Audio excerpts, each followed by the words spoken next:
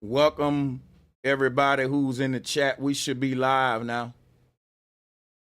Salutes, welcome to Sit Down with Sanchez.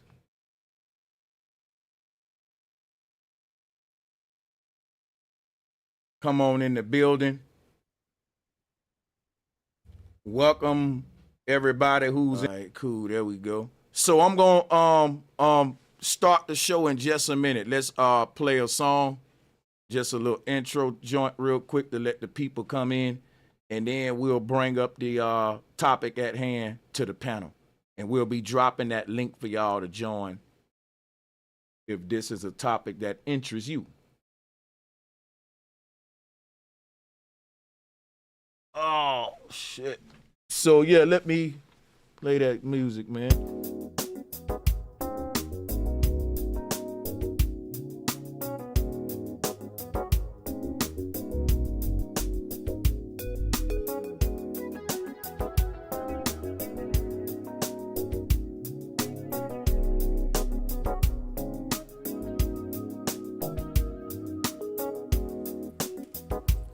Bro Sanchez,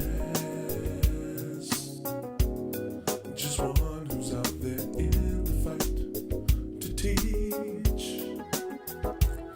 Bro Sanchez, you got the story right, and now I see, yeah. Bro Sanchez.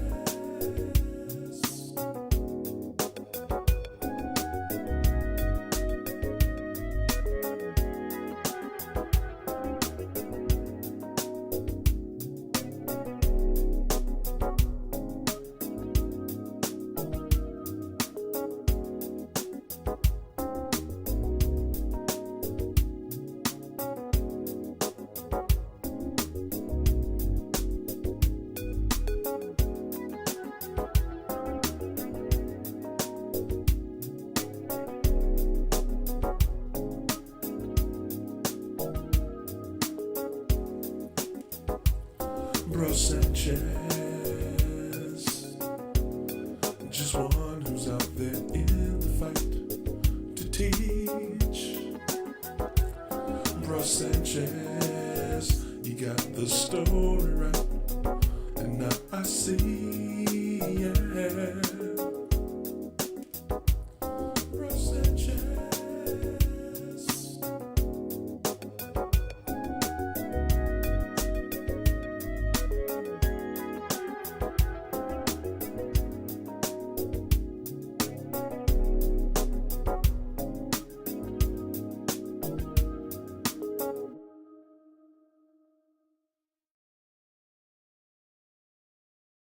Hey, man, thanks for the super chat, Thug Rob.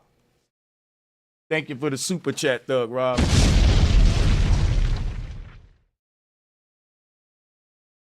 To the people on the call, we switching the topic, and I'm going to read the title for you in just a minute right here.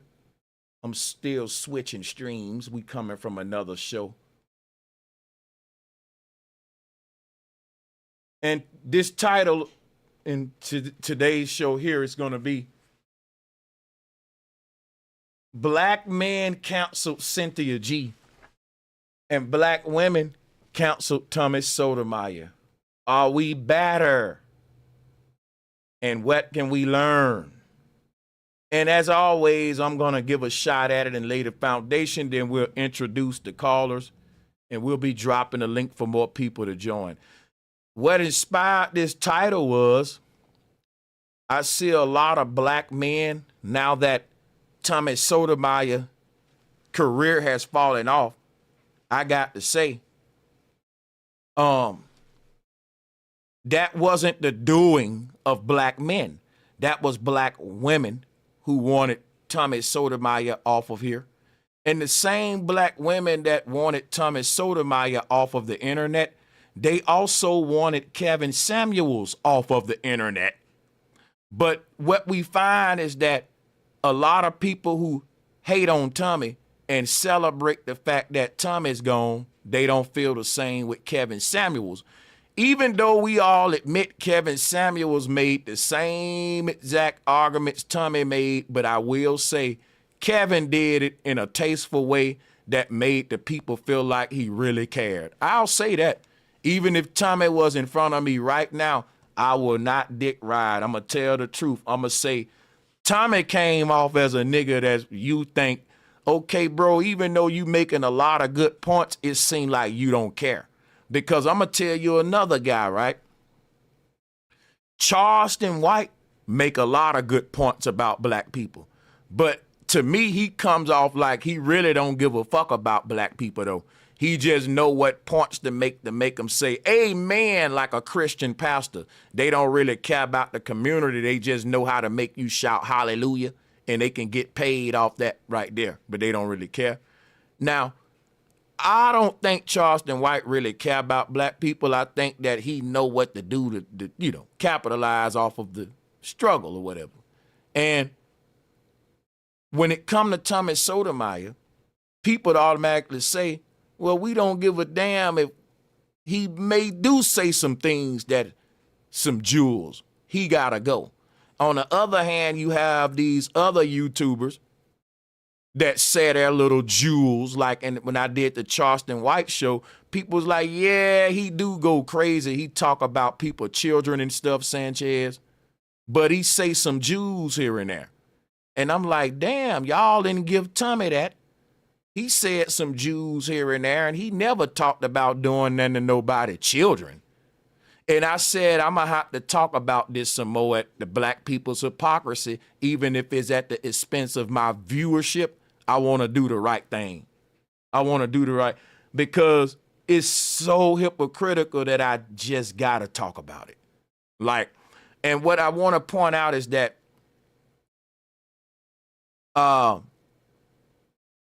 just like with sports, I used to watch sports all the time because back in the day, to you youngins who into sports now, shit was better. The hits was harder. It was more aggressive. It was less penalty calling. It was more craftsmanship. Today, they got all that fancy equipment. You can't hit nobody hard. It's just, man, right? Why am I bringing that up? Sometime, I think the pussies is what I'm going to call them. Ain't no other word to use. They ruin it for all the rest of us. All of us like to see an exciting game with hard hits, with running and, hard to score, good defensive game. But the pussies said that's a liability. Too many players getting hurt. Let's soften it up. Let's protect the quarterbacks, right? Let's call more penalties. And it, to me, kind of messed the game up. Let the men be men. Let us go out there and, quit trying to soften up sports. And as a man, that's how we got to think. But when it come to YouTube, we don't think like that, because it's like, I miss the days where you can say what you want to say online. I miss Jerry Springer. I miss the good old days where America, we wasn't so sensitive as a people.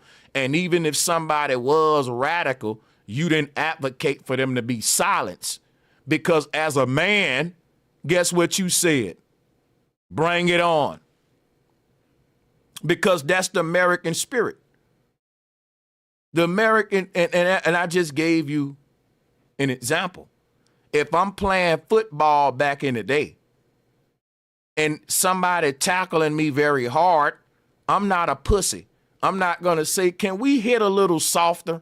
Can we water the game a little bit? Because these hits are hard. Men don't think like that. So when men said we got to get Tommy out of here, I said, damn, they following behind the black women, and the black man supposed to be the leader. It's the black women that want to get Tommy out of here. And the black men should have been like, you know what? Regardless of how radical he is, we ain't advocating to silence the brother. You can just not watch him, if anything, because we ain't against freedom of speech as black people. We got tough skin. We got gangster rappers, drug deal. Think about it. Niggas still celebrate right now that Tommy off of YouTube. But all of these gangster rappers still on YouTube and they ain't trying to get them off. So my thing be, you got black men that's celebrating that they got Cynthia G off YouTube. And just to show y'all I'm not a hypocrite and that I'm just some misogynistic dude that's on Tommy's nuts, guess how people know I'm a real one? Drop a one if you heard me say, I wish we wouldn't have never got rid of Cynthia G too. I speak, even though I disagree with Cynthia G, I got shows calling her out heavily, going in on her. Cynthia G and Tommy don't even like each other. They would be like arch nemesis because one is pro for the man and one is pro for the woman. And they said Tommy don't like black women. And they said Cynthia don't like black men. And guess what I'm telling you about both of these radical individuals that's like the yin and yang of their kind? Black people got rid of both of these people. Black men got rid of Cynthia. Black women got rid of Tommy. And my thing is, I may agree with a lot of reasons why they ran, why they would disagree with Tommy, but I would never advocate for you as a black man going running to the white man to run another brother off YouTube just because you think he's going too hard on the women and on his people. Because I would say, before you do that, let's go run the Klan members off. You know, they got white supremacists online right now that's saying worse stuff than Tommy. So my thing was, I'm not taking up for Tommy.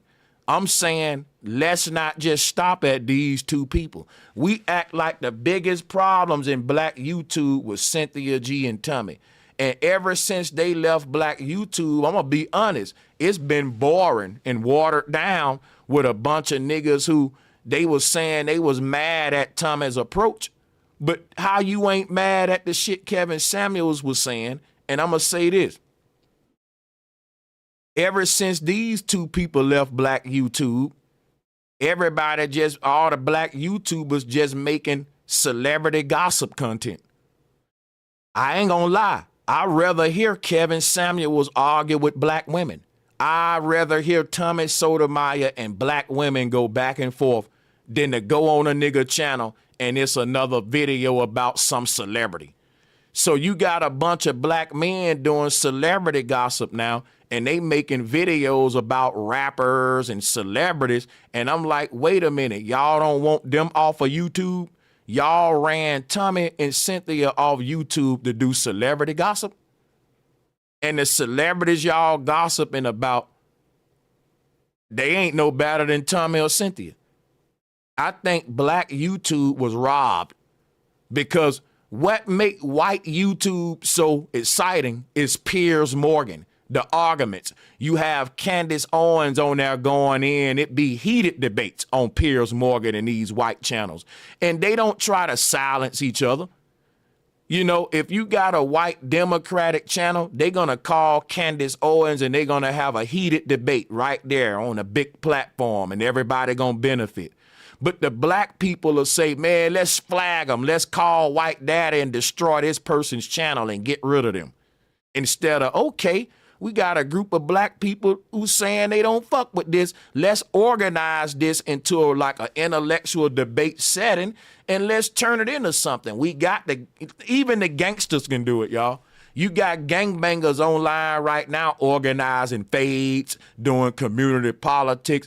And black people who say that we are the ones with the consciousness, we mature. We don't even know how to disagree without crying to the white daddy. Get rid of him, shut him up. Versus your mama would have told you, boy, words don't hurt. You can't control what nobody say. You ain't got to listen to them. You ain't got a parent that'll tell you that today, black man.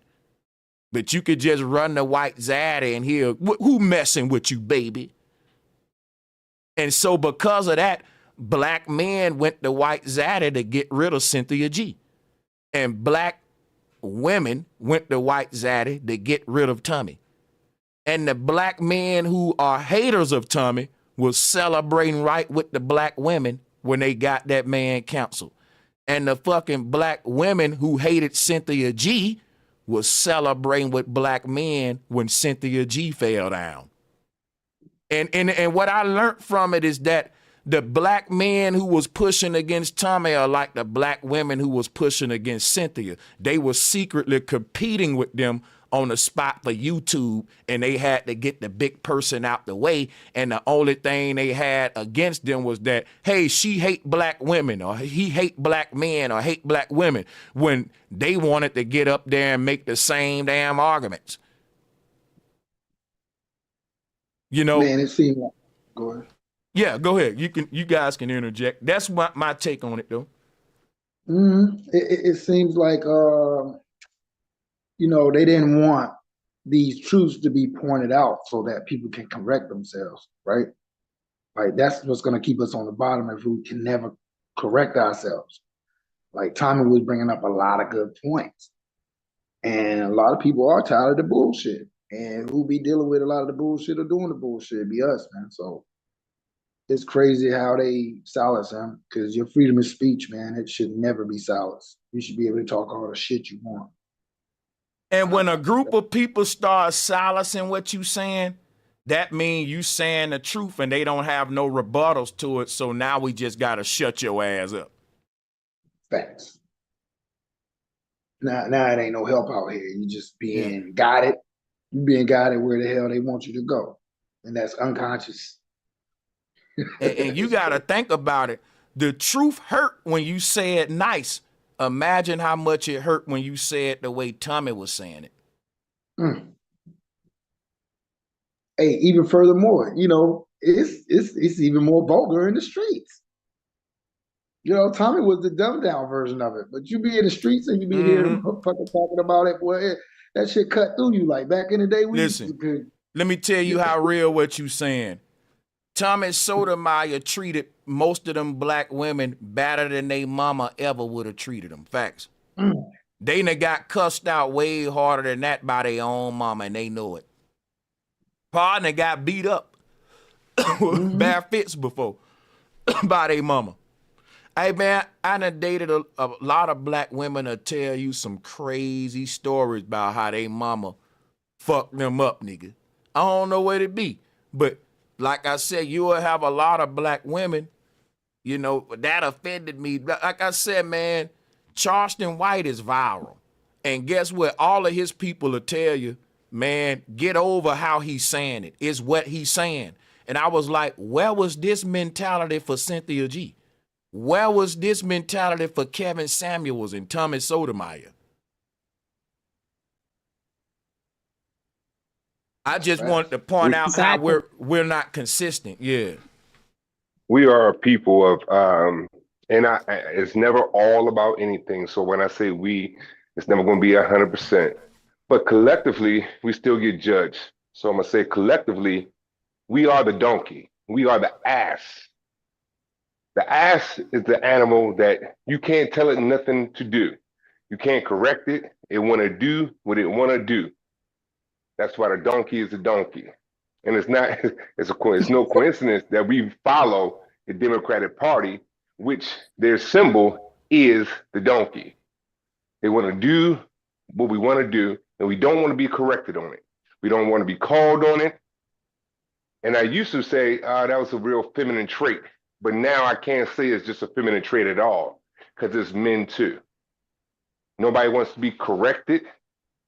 They don't want to be pointing into the right direction if it's not the direction of some nonsense or so-called getting to the bag. You better not bring up anything moral or just or righteous in a black community. Yeah, they fake woke, Doc. And I hear that Baltimore accent. You say "dude." Oh yeah, you can still hear it. Yes, I was laughing. You say you, Doug. They don't say dog. They say Doug. I lived up there for 30 years too. Yeah. Do what you want to do. Born and raised, man. Born and raised. Can't get it out of me.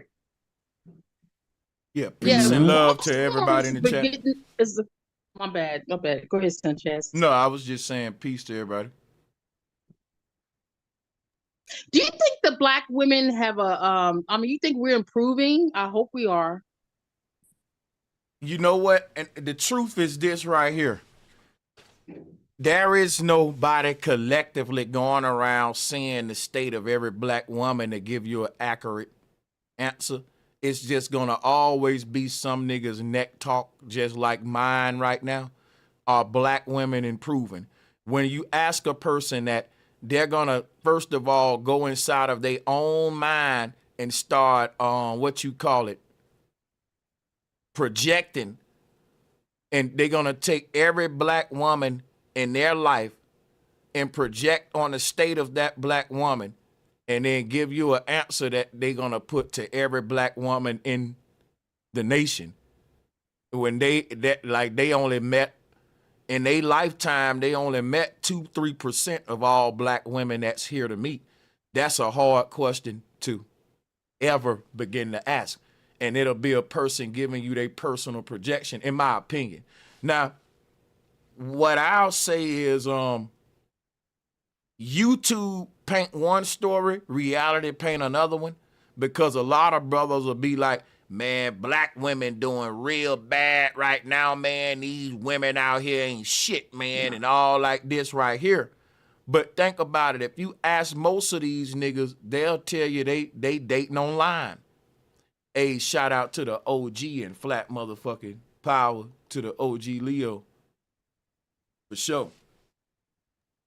Based on my experience, Black men are walking away from Black women because Black women are singling themselves out. Every time they talk about Black, they always single themselves out as Black women, Black women, Black women this, right? But when we look at a Black man, we just call them sisters. Or you know what I'm saying? So after my thing is that they're singling themselves out. They don't want to be put with us. They don't want to be mixed in with us. They want to just be singled out, whereas they see Black men are going through what they're going through, but then when they see that we're going through it, we need help. Everybody's helping each other. Like every other race of people is helping each other. You know what I mean? Black women would be like, well, what about the Black women? Are we doing good? How can you be doing good if your counterpart is doing bad? So that's all I'm just saying. Yeah. Bro, things have really shifted. I mean, ever since men have been able to marry men and women being able to marry women, you got to understand the mentality of these people is shifted. It's just like I was in the store yesterday out of the blue, and I saw this girl that I knew passing by, not trying to talk to her or anything, and I spoke to her. It was another girl with her, just so happened to be her girlfriend. And they got in an argument because the girl spoke to me. So you have a lot of women out here with the mentality of it's not your average woman. You know, they date outside the man. You understand what I'm saying? And I don't think we're really used to that. Is anybody following what I'm saying? Hell yeah, I'm following. I agree. Yeah, Grand I Rising, don't think we are used to everybody. that. Mic check, can y'all hear me? Grand Rising, Grand Rising. Good rising. Yeah. Yeah. Much love and respect, bro. Sanchez, always. Flat motherfucking power to the Flat Power family, man. Shout out everybody in the chat, man. This is an excellent topic, bro. I think we need to talk about it more. You know, censoring and hatred towards our own people. You know, I try to push love and respect more, you know, but we've been divided by religion, science, history, you know, politics, to basically, you know, not support each other through these religions, you know what I mean? And it caused division in our people, and that's why we can't unite. You know what I mean? Because of all of the division that has been put in front of us and the self-hate. You know what I mean? So, I'm this my first tap in. I just wanted to say much respect to everybody, Flat motherfucking power. But they're using our division against us. And that's why, along with the misnomers that they gave us, because we ain't who they say we are. And they truly know who we are, but we don't know who we are. Especially in this country called America, with the reclassification, you know, the slave narrative and all the above, the crimes that has been done here to these people on this American soil. You know, I just wanted to tap in right now. Much respect, bro. Sanchez, and flat motherfucking power to the flat power family. Y'all got it. Oh, Flat man. power. Yeah, this a Yeah. tough topic for me to Black really power. give the Yeah, valid it is. input. It is. Yeah. Because I really personally don't have a problem with my black women. I don't have a problem dating them. I don't have a problem getting them. And 85% of them still want a black man. So I think oftentimes narratives are pushed that we pick up on and run with it. But what I see and experience is something different.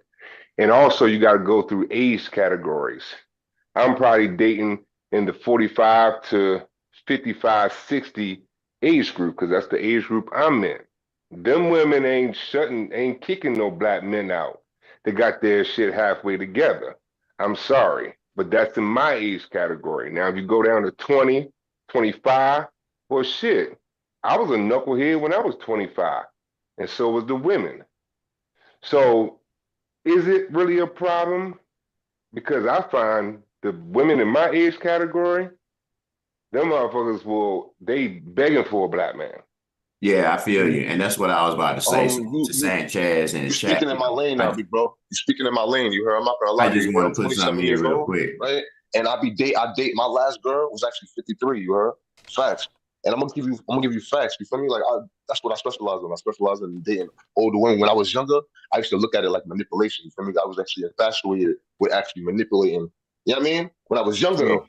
But what I'm saying is right now, bro, they are doing the same things that these younger women, but it's reversed now. It's not like how it used to be where the younger women are following the older women. You got older women on the internet watching young bitches do shit, and they want to be like this young bitches. You feel me? So as soon as they get a little bit of that energy, bro, you gotta pay attention out here. You heard? They want to be, they following each other, but that's all it is. It's the same mentality. They have their own theories and shit. As soon as their friend or their sister on the outside of where everybody can actually hear you in the public, as soon as they sit to say something, they erase everything that they had of their own in their mind, and they'll just go along with what they shit said. Hey, and it could be the most ignorant shit, but they'll just go along with it. I mean, just because they're another woman and they know what they got. Personally, they know they go through a lot, which we all know they go through a lot. You know what I'm saying? Just like that. But that's the reason why they don't give a fuck no more. It's just on some evil shit. Their way or no way. That's it. And that was facts right there. Yeah, I just wanted to put this in. There's no woman hating nothing, but we see the truth of it. Go ahead, brother. Yeah.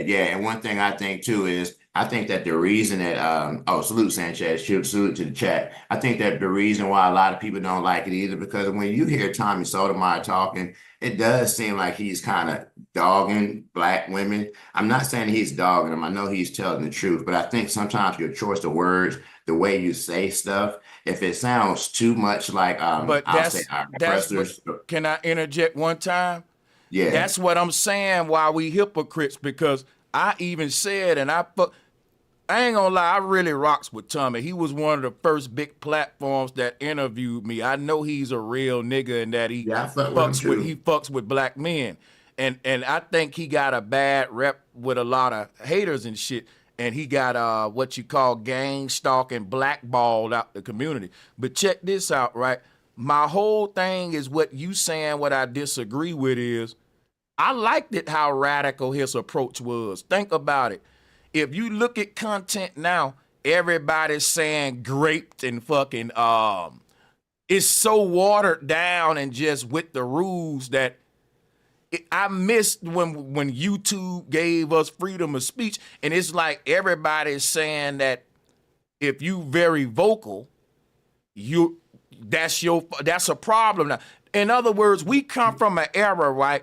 The Kevin Samuels, the Thomas Sotomayors, right? They blew up being vocal. That's what made them. Now, people hated Tommy for that, but they love Kevin Samuels for it.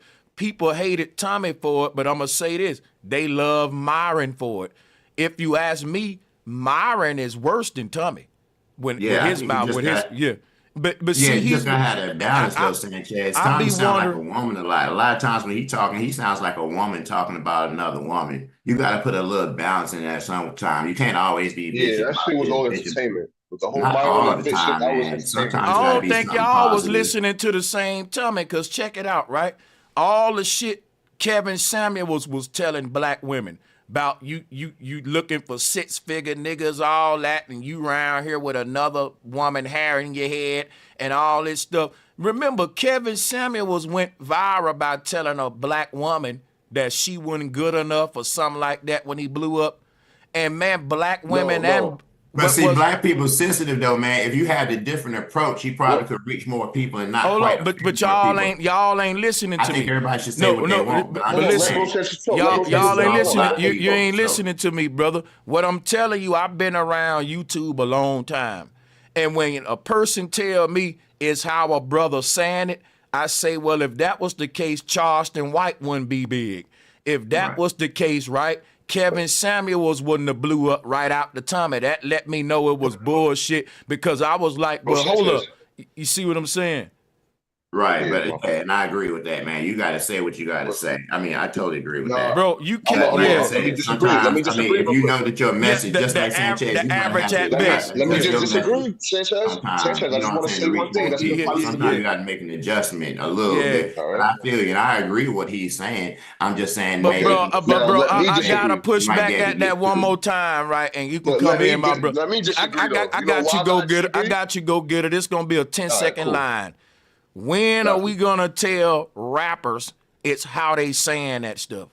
Well, we telling them that now. I think we should tell them that now. But so why do we cancel Cynthia G before we cancel the rapper though? What you think? Cynthia G, I felt like there was a lot of self-hate. She's saying kill all your black boys. I mean, that's genocide. But wait a minute. You wait a minute. But hold on though. You got rappers that's telling your boys to kill each other, sip lean and OD off of it, and they literally killing each other. Yeah, that's genocide as well. Same thing. I don't agree. Let me just tell you something, bro. The mentality that we have here, bro, is a certain energy that not everybody. It's kind of rare. I'm gonna tell you that now. Everybody who's on this YouTube panel, who's on this panel right now, who's actually listening, who could follow us, what we're saying, right? The energy itself is rare. You don't find a lot of people in public who even think like this. You know what I'm saying? So for some real shit, the reason why we have rappers and all of them saying what they saying, because we have a sense of these niggas aren't, like, we know that they aren't the real people. We know that we can't really fuck with them. You feel me? But when you brought up, let me just bring this before I go back to the rap shit. Bro, Charleston White, Kevin Samuels, bro, they're not like Tommy Sotomayor, bro. So Tommy Sotomayor doesn't explain himself. He doesn't go into history and explain it and give you the reasons why he's saying what he's saying. You feel me? Like, after they say some ignorant shit, they'll give you the explanation on why they're saying it. You feel me? Like, that's real psychological shit. Like, he could come off and say some crazy shit, which would make you listen because, you know, humans are more prone to negativity, you know what I mean? And then he'll come off with explanations. Like, and you said that's for Kevin Samuels and Charleston White. You saying they come off a little better? Not just them. They come off a little bit more like, they're explaining themselves. While when they say things, they explain themselves, such as you. Like, when you say certain things, you explain yourself to a point where you shut niggas' mouth. Like, oh, all right, cool, I understand. You know what I mean? Shit like that. So it's like, that's where I'm looking at it. With let me ask you a question based on that. Do you think we ought to run a brother off because he failed to explain himself, or should we call in and ask him to clarify and go with a better explanation? Because that wouldn't be a good reason to run him off either. Clarify. It's not a good reason. I feel like it's unintelligent to run a person off when they're speaking their mind. It's very unintelligent to run them off. You know what I mean? You want to hear them out, see what's going on, and you can take truth from it. Because remember, take everything with a grain of salt. Everybody is all human beings. We're all living the same spiritual life on span. Like, we're all on the same line of the lifespan. So that means we're all low-key connected in the same way. So if I'm thinking of something all the way over here on the other side of the earth or whatever plane, right? The other person over there on the Western Hemisphere is going to think the same thing. You know what I mean? But they're going to think that they're thinking it on their own. Like, what you think about that's how we're all connected. Let me ask Go Getter another question. Go Getter, now how do you weigh in on Cynthia G? Do you feel like she was the same thing with Tommy, like she had to go to based upon her saying a lot of radical things with a lack of better explanation for? I don't feel like she was supposed to leave. I feel like that she should have stood her ground. Wow, wait a minute. Now somebody gonna say, Go Getter, you must be hating on Tommy if you saying Cynthia should stay where he should go. What do you say to them? You got to be intelligent. Tommy, I don't think Tommy should have left. I don't think Cynthia should have left. I feel like they should have explained their points. Remember, you have to start with the beginning You have a body, and then you have an ending. You know what I'm saying? You have a closing point. That's how you debate. And it's been, and honestly, bro, they didn't even give us that. They've been just entertaining, arguing over simple points. It's like that's what happens. It ain't People pay entertaining. attention. I'm gonna tell you. I'm Right. finna give Is you it a shock value, or they're really trying to help something? Watch this, right? I'm finna give you a good example of some of the shit Cynthia G would say that'll make people flag her video and cancel her. But I agree with her though, and y'all gonna be like, wait a minute, you agree with it? Hear me out, right? Cynthia G said, black men are the weakest cowards in the world, and I'm putting it in my words. That we're the weakest cowards in the world. We're so weak that we will call the white man against our own woman because we can't control our woman and every other man can control his woman. And that's how weak black men are. And when she said that the black man called the white man against her to make him shut her down, proving her right. In my opinion, Cynthia's like the Jesus Christ for a lot of women. She died and was the crucifix to make her damn message prove it true. That these niggas is so weak, they can't control they women and call in and argue intelligently. They gonna snitch and get the white man and say, my feelings hurt. Shut her down when all she was saying was, black man is such cowards. You need to be annihilated because you such a damn coward and useless to your people. She was so fed up. She said that. She was saying, look, yeah, niggas they don't deserve to breed. They so damn weak. And when you think of what the arguments she was saying about why we're weak, I can't even lie, and I'm a black man, nigga. That's some shit I'll say when I tell niggas, bro, y'all will kill another nigga for stepping on your shoes and then won't do nothing to the police or do all that. That's the shit she was on. But see, niggas didn't like that. I still think Cynthia G was more good for the community than bad. And the same with Tommy. That's me personally. I think though, Sanchez, I'm just gonna say this. I just think what happens is, I mean, I agree with you. I know a lot of stuff that's true, but it's a certain amount of emotional intelligence that you have to do with it. You know how our black people are. If you're really trying to reach the most amount of black people and not just trying to shock us, then you should be able to adjust it so you can reach the most people. That's all. If you know that you're just pissing people off, then maybe a message ain't getting through the way you want it to get through. Versus if you use a different set of words or just figure out how to reach us. Because any black person talking about annihilate all the black people, come on, that's gonna always give you that trigger, that reaction. So that's never gonna go anywhere good. They don't do it with drill rap though. We don't do it with rap music. Right, I agree. But listen, what I'm gonna do at this time. Music, it's like a sense of entertainment. People. Can y'all hear me? We can hear you, Tommy. This is what we're gonna do right here, guys. We speaking about Tommy, Cynthia G. He know the topic. He's joined, right? So I'm gonna hand the keys to the ship over to Tommy. I'm gonna mute up. At this point, y'all can let him host the show, and since his name is up, let him control everything, and y'all be respectful, no talking over him.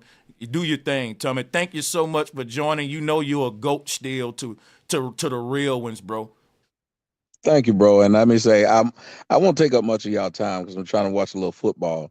But somebody tweeted me and told me to come listen, and I was listening to these brothers, and I got to tell y'all, the stuff that they're saying makes no sense. Listen to them. If your message ain't for everybody and it don't reach the masses, then maybe your message ain't for black folks. Well, Malcolm X's message wasn't for the masses. Now y'all sitting up there praise Malcolm X. But while he was alive, it wasn't for the masses, and that's why he was murdered.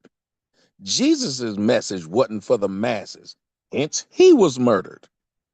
Martin Luther King's message wasn't for the masses. Most people who are agents of change, they get people who want the system to stay what it is to go against them. Y'all sound nutty sitting up here saying what you're saying. Then you had somebody saying, oh, well, Tommy was okay, but he, these other guys, they explained what they were talking about. Tommy never explained it. Notice how Tommy just walked in on the show. Notice how none of these people have ever tried to talk to Tommy on Tommy's show and ask him a question. Notice how you don't have any conversations between me and these people who got all this crap to say about me. And then like a ghost, I show up. It's a sad thing to hear somebody say, "I've never Bro, that was explained me that myself." said that, bro. It's That was still me a that said damn that, shame. and It's a and to be shame. honest, It's a bro, I've shame for never somebody heard to you say that. explain nothing. And to be honest, that means you never heard me. But you're not explaining that right Literally, now. that's You why see how so you're many going people hard? You bite see how what you're I going right say. now? I can't understand. Sir, literally, that's why so many people bite what I say, because it was explained. If I didn't explain what I said, people wouldn't be able to repeat what I said. That is a point, but it wouldn't be that much negativity over it. It won't be literally I saying your just told points you instead about of what Malcolm you're X. saying. There was so much negativity they killed him. Will y'all please explain to this I man agree. how Jesus didn't cuss nobody out? You telling people to explain something to me that I already know. I'm talking about you, big bro. So I why do agree you with keep you though. saying it wouldn't be so much negativity around it? That's a lie.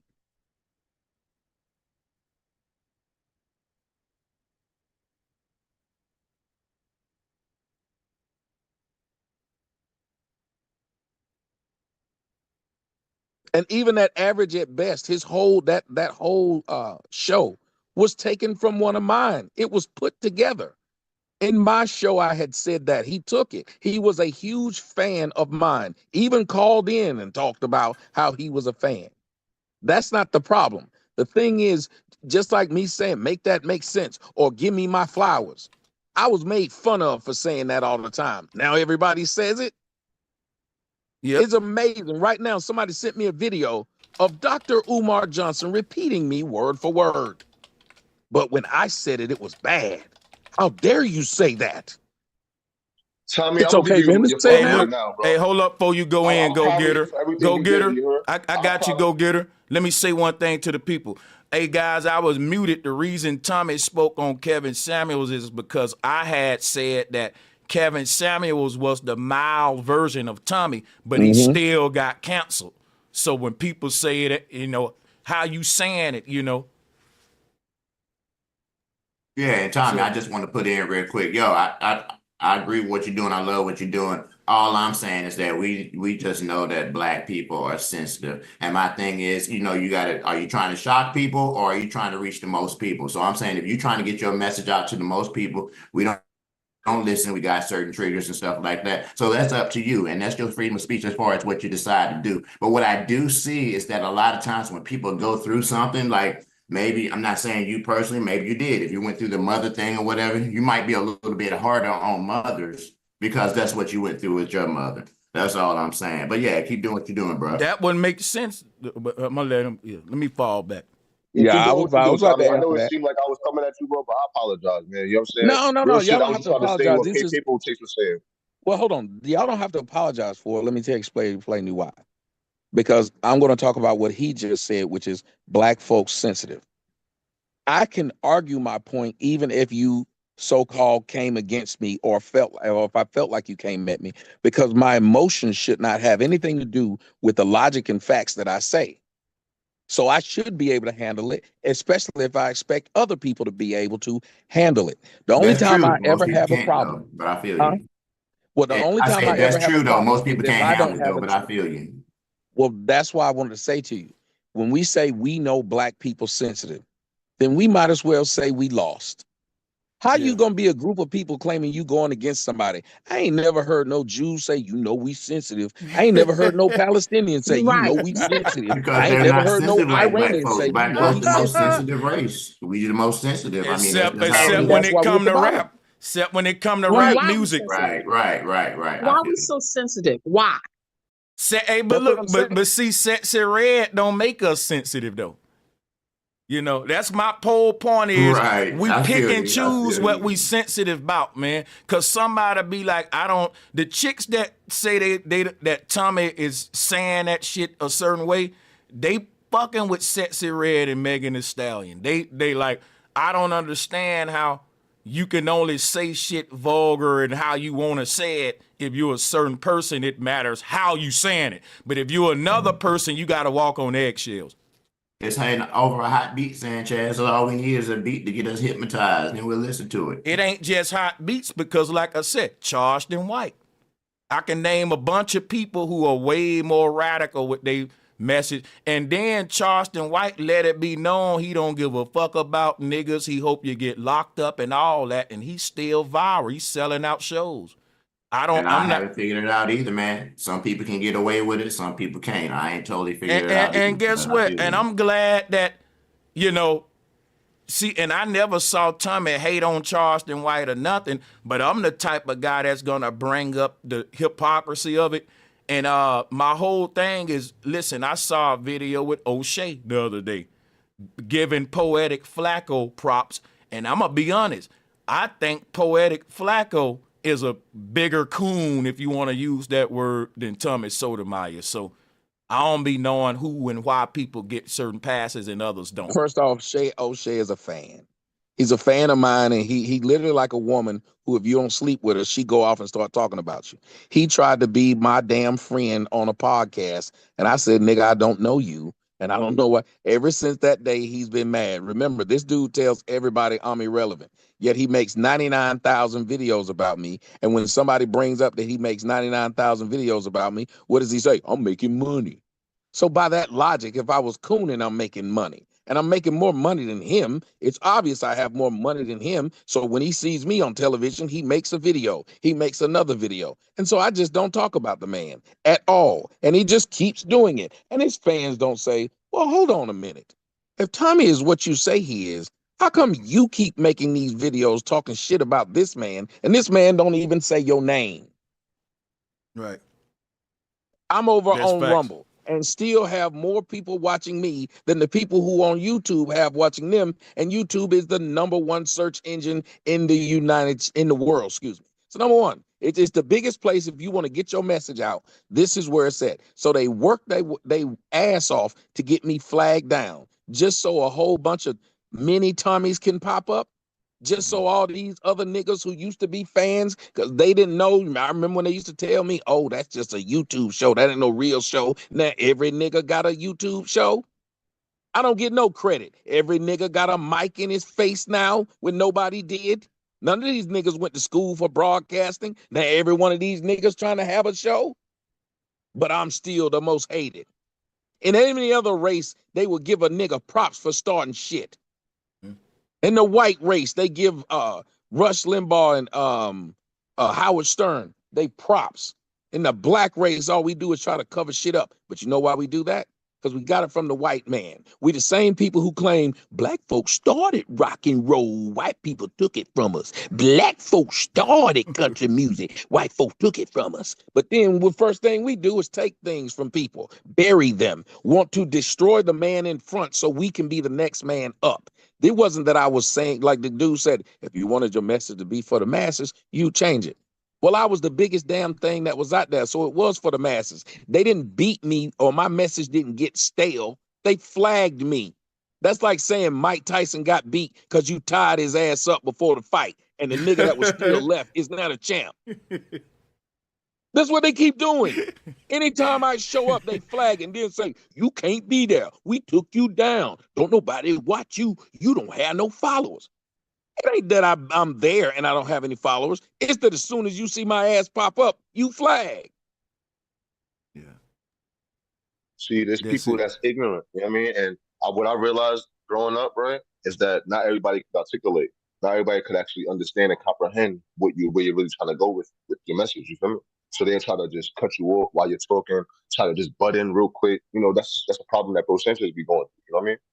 But the thing is, it's almost as if like motherfuckers remember you got your videos that's still on the internet. You know what I'm saying? So the fact of the matter is people don't care that you're trying to actually make a point. They're just mad at the fact that you're making us look bad. And that's an unintelligent way of even looking at it. But I'm gonna tell you, it ain't even that. If you've ever been in the dope game, you know what I mean? I'm gonna say this. If you've ever been in the dope game, listen here. You've been in a dope game, you know, if you people get have big, literally said that to me, that it's like you're literally making us look bad. They try to say Bro Sanchez, the motherfuckers that I'm listening to, is making us look bad because they talk bad about our people. And that's like when K Paper Chess ended up saying that we're sensitive. I agreed with him because of that very thing. Like, bro, everything we say, it comes off as bad and negative to the black community. You feel me? And that's just the way it is, bro. That's why you got to play reverse psychology with everything. Like that's just us. Well, hold on a minute. We're not a bad people, but can you hear me? We Yeah, all we can hear you. Don't forget that dope boy analogy. Yeah, I'm trying to get to it. Yeah, go ahead. You got it now. I was trying to say, look, the dope boy, he sits up there and he get to be the biggest dope boy in the neighborhood. When he becomes the biggest dope boy in the neighborhood, the same people he was cool with start trying to take his business. Women who do hair, they'll tell you the same thing.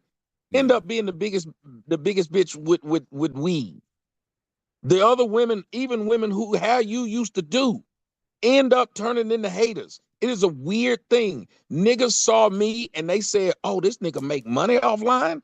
That's literally what happened. So everybody decided they gonna now do shows. Just like a nigga in your comment section right now, I was reading it. And y'all know I always pay attention. Somebody said, stop with the weak analogies. Judah's redemption. Why would Judah tell me to stop with the weak analogies? I'm trying to get him to come up too. What weak analogy I made? But instead of addressing what I'm saying, he do like the black bitch who raised him. Try to say something insulting. I say something, why would you tell me my analogy weak? Fuck if my analogy is weak. Does it hold a point? If it doesn't, tell me why it doesn't. But that ain't what you get from these niggas that's raised by hoes. Same thing happened with Tyreek. Tyreek had no beef with me other than he looked and saw where I lived. He saw that I lived in the hills of Hollywood, and no matter how long he had been selling, hidden colors, he didn't live there. None of y'all noticed that as soon as I was able to broadcast with all them niggas at my house, Tyreek started talking about me? Y'all didn't notice that? I remember the whole history. I remember it. Yep. Yeah, but Tommy, he just disagreed with you and you called his mama a hoe. Do you think that's going to get people to like you? Hold on. I didn't call Tyreek mama no hoe. Hold on, let me say this. I'm talking about the dude that just left the message. Well, hold up, Paper Chase. Let me speak to that real quick, right? This is what I say, right? That would offend me. Well, hold up, Paper Chase.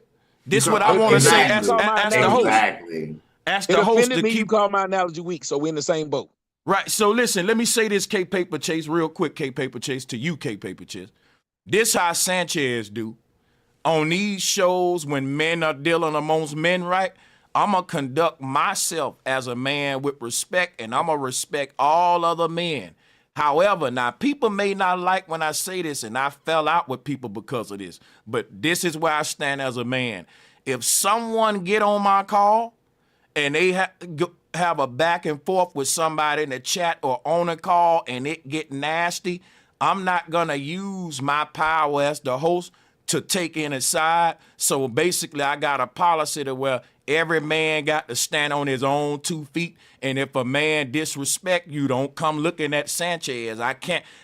I hate that he disrespected you, but I feel you, man. That's my bad. I ain't gonna get into that. I'm gonna let them two men go, and I'm gonna keep hosting my show. I'm muting up. Well, my question is, why didn't he say something about when I pointed out the man just out of nowhere? I'm just up here talking, and his response to everything I've said was, "Stop with the weak ass analogies."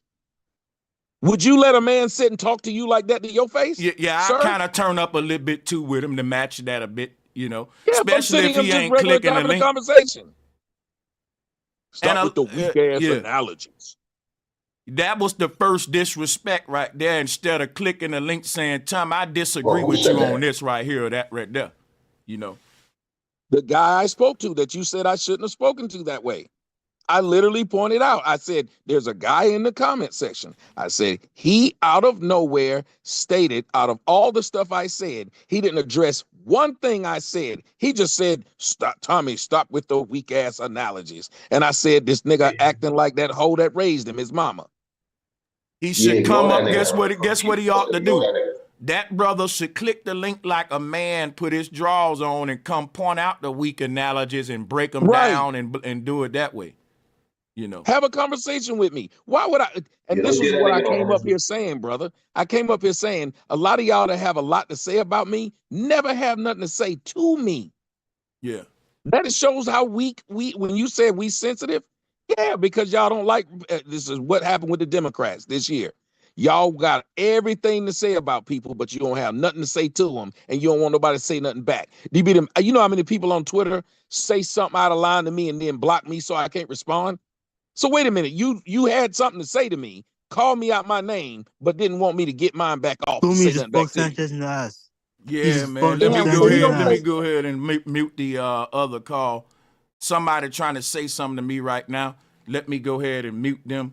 Yeah, go ahead, Tommy. Finish what you were saying. We had a little troll. It's just this idea of if you're going to be open, that's why I'm the one person who they can say, if every video I do, 1, I invite the person I talk about to come talk to me.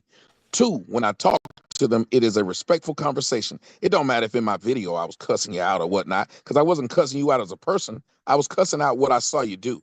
But when you come up here, I'm going to ask you why you did it and tell you why I thought it was messed up. But 3, have you noticed, as open as I am and easy as I am to reach, how come your O'Shea's and all these people constantly talking about me, but every time somebody say to them, why don't you have him on the show? I ain't got nothing to say to that nigga. Then why do you keep talking about me? Yeah.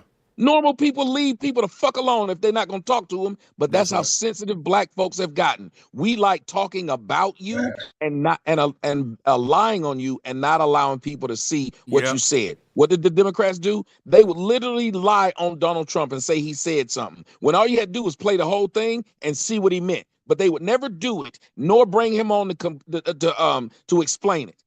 And that's what they've learned, to lie on people. Isn't it what women do to these men? You got a little dick, whatever. They'll talk about you and say you did something and don't want the truth to come out. How is it that a woman can release your text messages, but you can't release her videos showing what she was doing to you?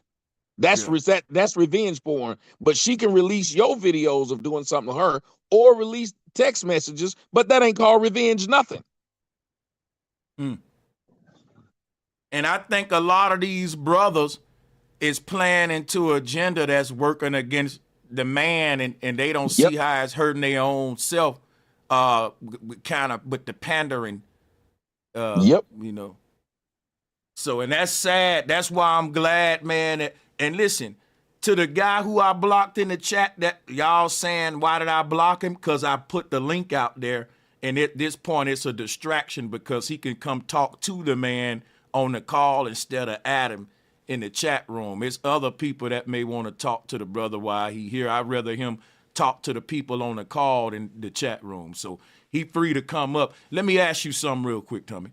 Now, you and Cynthia G would have been like night and day. I think that black YouTube was robbed because I was looking for the day for y'all to get in that classic debate. That, you know, she's like the female version of you in a way. You know what I'm saying? So my thing is like, do you agree with Cynthia G getting taken off? Were you part of all of the black dudes? Because you know you for the man, you for the brothers. But I'ma just guess. I'ma say Thomas Sotomayor for black men, but however, I don't think he was for him that much that he was like, we got to get Cynthia G off YouTube. You the type that would have been like, we got to go and argue. We got to go over let here. me go and explain this. Yeah. How about this? I have never advocated for them to flag not one woman or person. My thought was, let's debate. Because just like white folks, I believe there's enough money out here for everybody. You want to know who got Cynthia G flagged? It wasn't black men. Tommy it just was other black. Yeah, hold on. Let me just go ahead and see what happens is when I get the trolls on, I mute the audio to the YouTubers so only we can hear them, and then I just have to get them off. Yeah, I'm still working that out with the trolls, and Zoom ain't got that in place for that yet, but it's cool. Go ahead, man. What you was saying, my bad. Okay.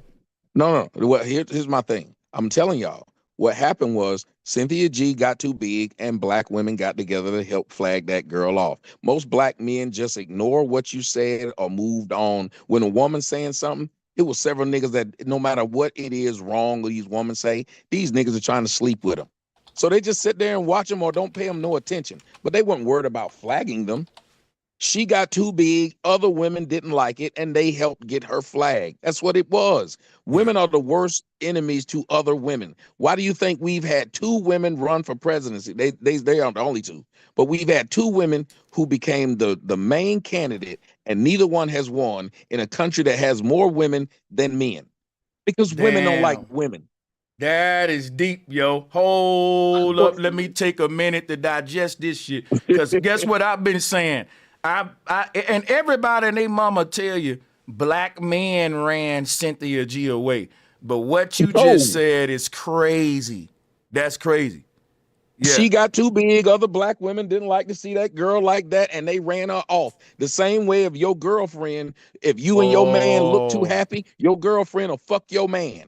Damn, these girls will tell you your best friend will fuck your man because your relationship look too happy. This is, bro, this man the truth. Guess what you just made me think about? Listen, I don't even like just pearly things, but she was the next Cynthia G. It just dawned on me, bro.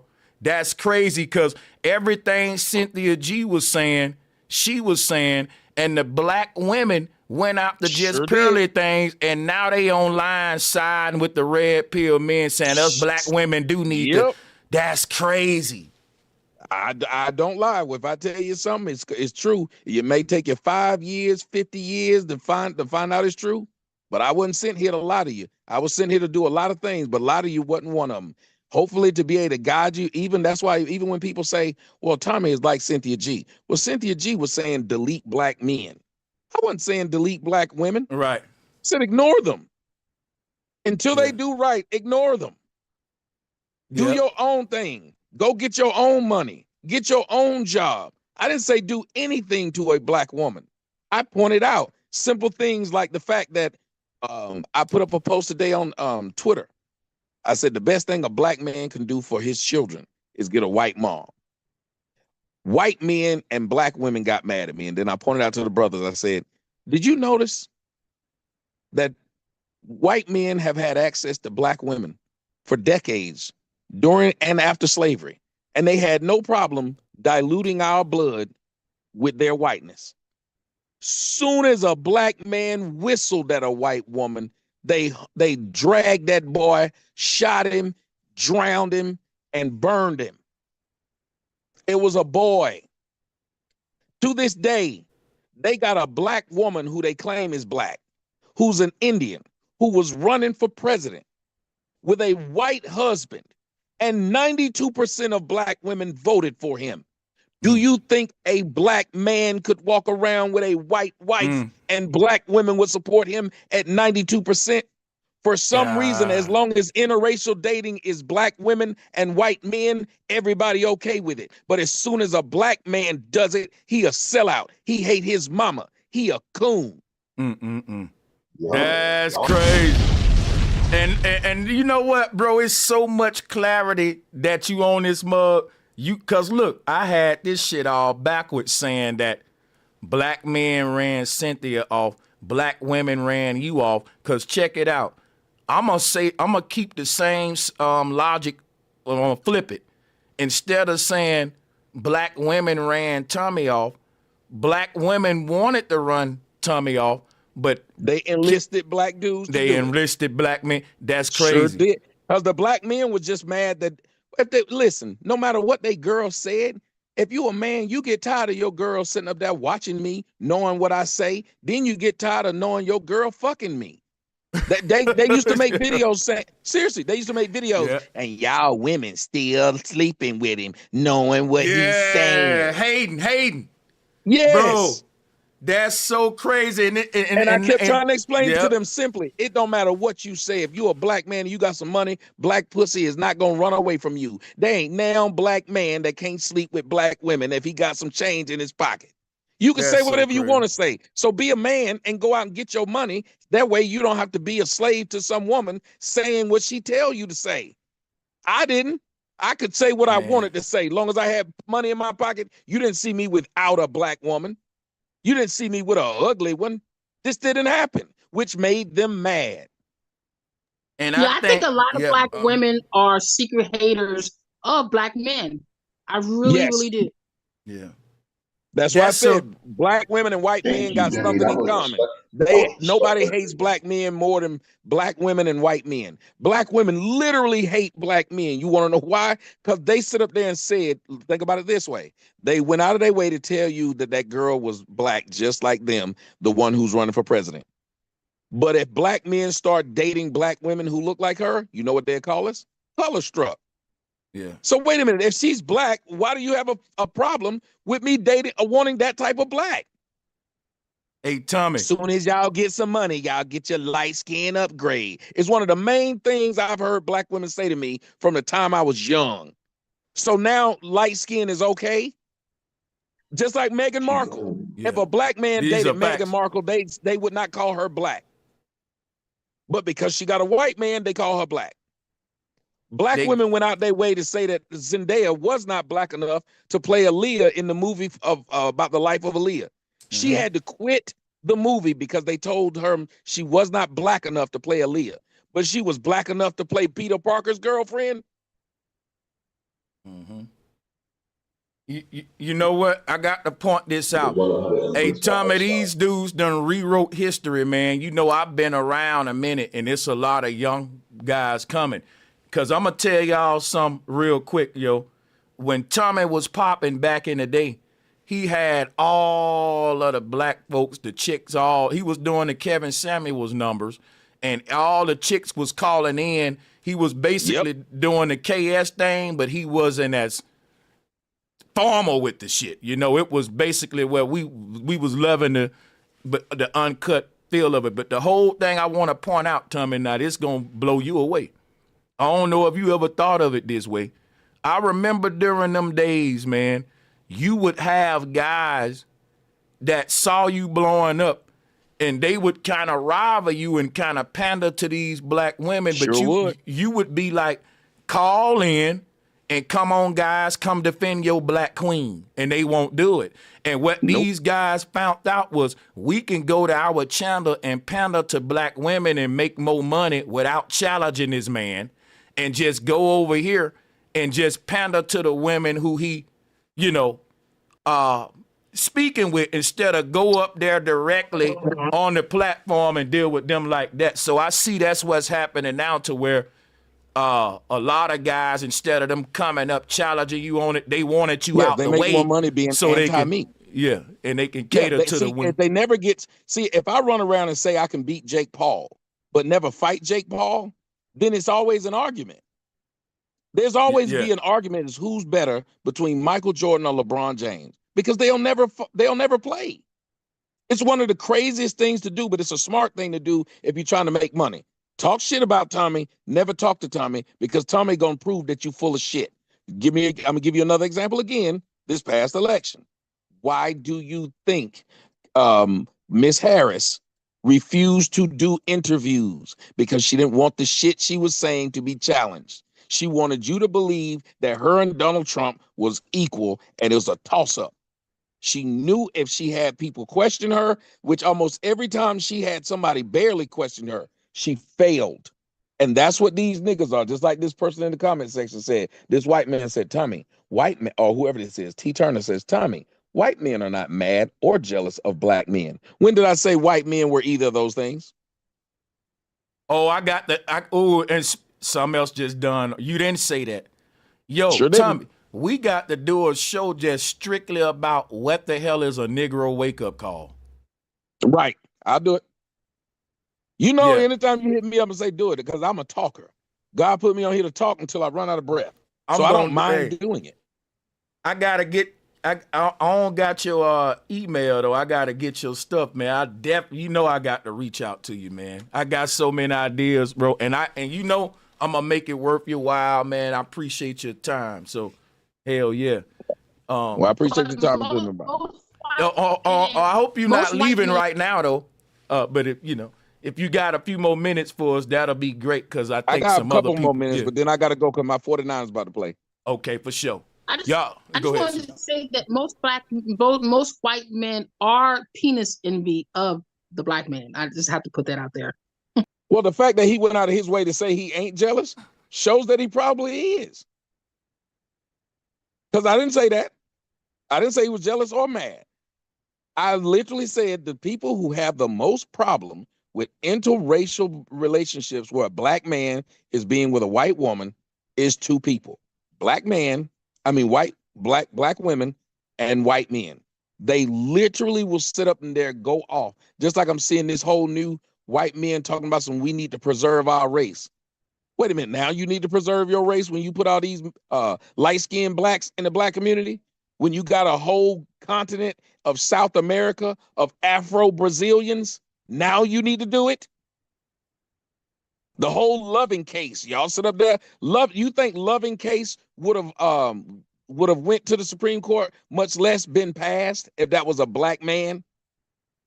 Remember what they did to Johnson, the boxer? They charged that man with a crime for sleeping with white women. The Mann Act. Look it up. That's crazy. Yet white men been able to sleep with black women and never have a problem. They were never hung. They were never shot. They were never burned. Their children, nothing happened to them. They were raised in the house. But if you were a black man and you got a white woman pregnant, you were murdered, she was murdered, and your child was murdered. So don't say nothing to me about the white man. Don't talk about, black man need to show allegiance to his black woman. Why would you show allegiance to somebody who literally all they do is big up black women with white men? Almost every black Democrat right now, every one of them, the pro-blacks, every one of them are with white men. Yep. How are they so pro-black, but they with white men? I heard a Name the pro-black man that's with a white woman. Name him. Yeah. He can't do it, man. Listen, that's so crazy, bro, because a pro-black man with a white woman is like a bump. That's like, they even got a movie about it where they made that joke where the dude was like, fun of it. You see me? But then Maya Angelou, a pro-black woman, was always married to. She married. Yeah. Damn. Two That's of them. crazy. It's the same way. Madam Vice President up there with this white man, they talking about how handsome he is.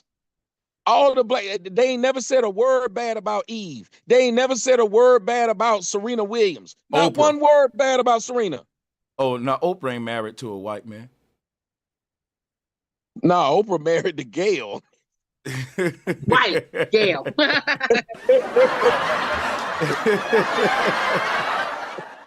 Oh, shit.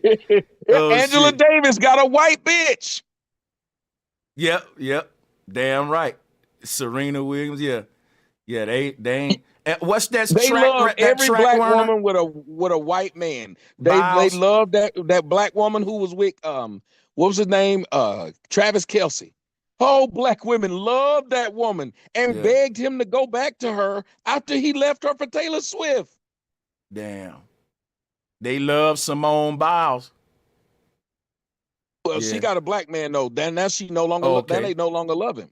No, she married a dude named Jonathan Owens. He played for the Bears. They no longer like her because he came on TV and said he's the prize in their relationship. He said he believes that men are the prize. They went off on her and told her to divorce him.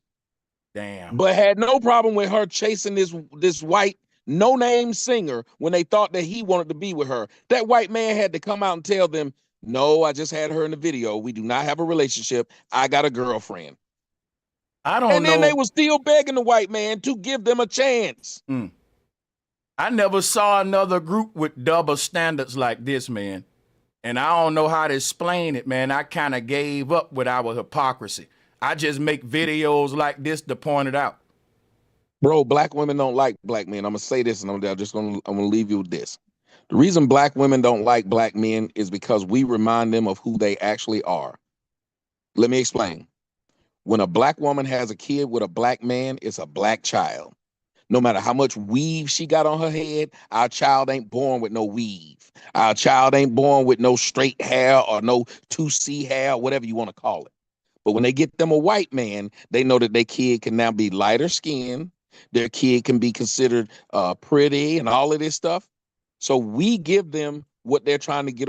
We show them who they really are. Beneath all that makeup, between all that contouring, when you have a child with old Tommy boy, your child black, your child dark, your child got nappy hair, your child got a wide nose, your child black.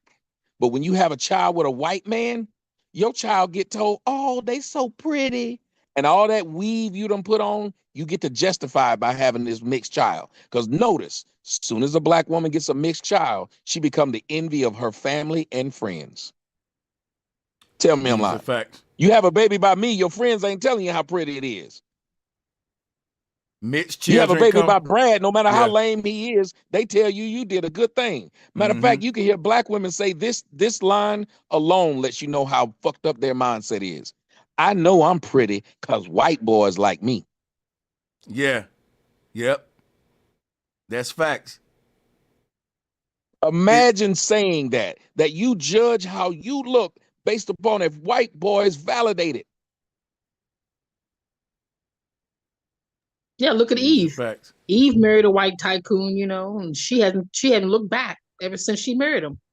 Took her tattoos off. No longer talk like the Philly chick. Don't call herself a pit bull in a skirt. And it's really a What happened? problem. And you know, this double standard ain't just for interracial dating. This go into like when black boys get great versus black women. Like they had this teacher touch that boy and they get a smack. And if the teacher look good, she ain't gonna really get that much time either. You know, if she Bro, do you know how much a sexual assault goes on in the black community where all these black boys like me will be able to tell you that our first sexual experience was with an older woman and nobody thinks it's a problem? That's fact. Think about how many black males can tell you right now that their first sexual experience was with an older woman and they were children. Ain't none of these women in jail. A 25-year-old woman tried to have sex with me when I was 10 years old. 10. Nobody says a word. Think about how many of these rappers said that the older woman was the first one to touch them. MC Light rapping about waiting around the high school and shit. Let me stop. It's crazy. Yeah, you right. Look at though. A lot even of in your black men. comment section, a lot of brothers in the comment section have started to admit, yeah, my first sexual experience was with an older woman.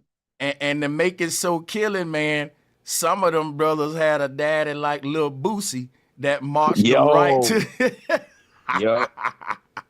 He took the boy there. Listen, we have not taught black men to respect their body. Yeah. If the black seed meant anything, if we understood, we wouldn't go around making women feel like they're the prize. And that's why they got mad at Jonathan Owens when he said that about Simone Biles. If men believed that they were the prize, we would get a different damn result. Because in the white community, guess what? The white man is still the prize. Why you think this regular white man gets a fine-ass white woman? Because she believes if I get me a man, he takes care of me and the children he has. She has her fun with the strange men while she in college and all through that. She do all her dealing with the James Dean cat, but she marries the protector. She marries the provider. We haven't taught black women that. Black men, we just give them our seed anytime, no matter how much we worth. Why do you think all the black celebrities go broke? We literally are giving our seed away to these women and missing our money with child support. They killing us with child support. True or false? True. Yeah, they ain't gonna lie. Black celebrity paying like buku money. Every one of them got a gang of kids by a gang of women. Every one of us black men with any kind of money is wasting a whole lot of money on child support. That's why we end up going broke. That's why Mike Tyson is still fighting at the age of 60. And that was just very sad to watch, by the way.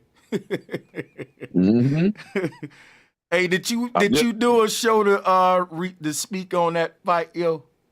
Yeah, well, I did a show and spoke on it in the midst of talking about it, that he needed that payday that bad. That you got all these black men out here doing jobs that they should have been still touring because he need to tour. Yeah. He's still trying. Hell, Dwight Howard, that motherfucker don't even like pussy and got 6 kids. That's what's crazy. All these black women talking shit about Dwight Howard saying that he gay.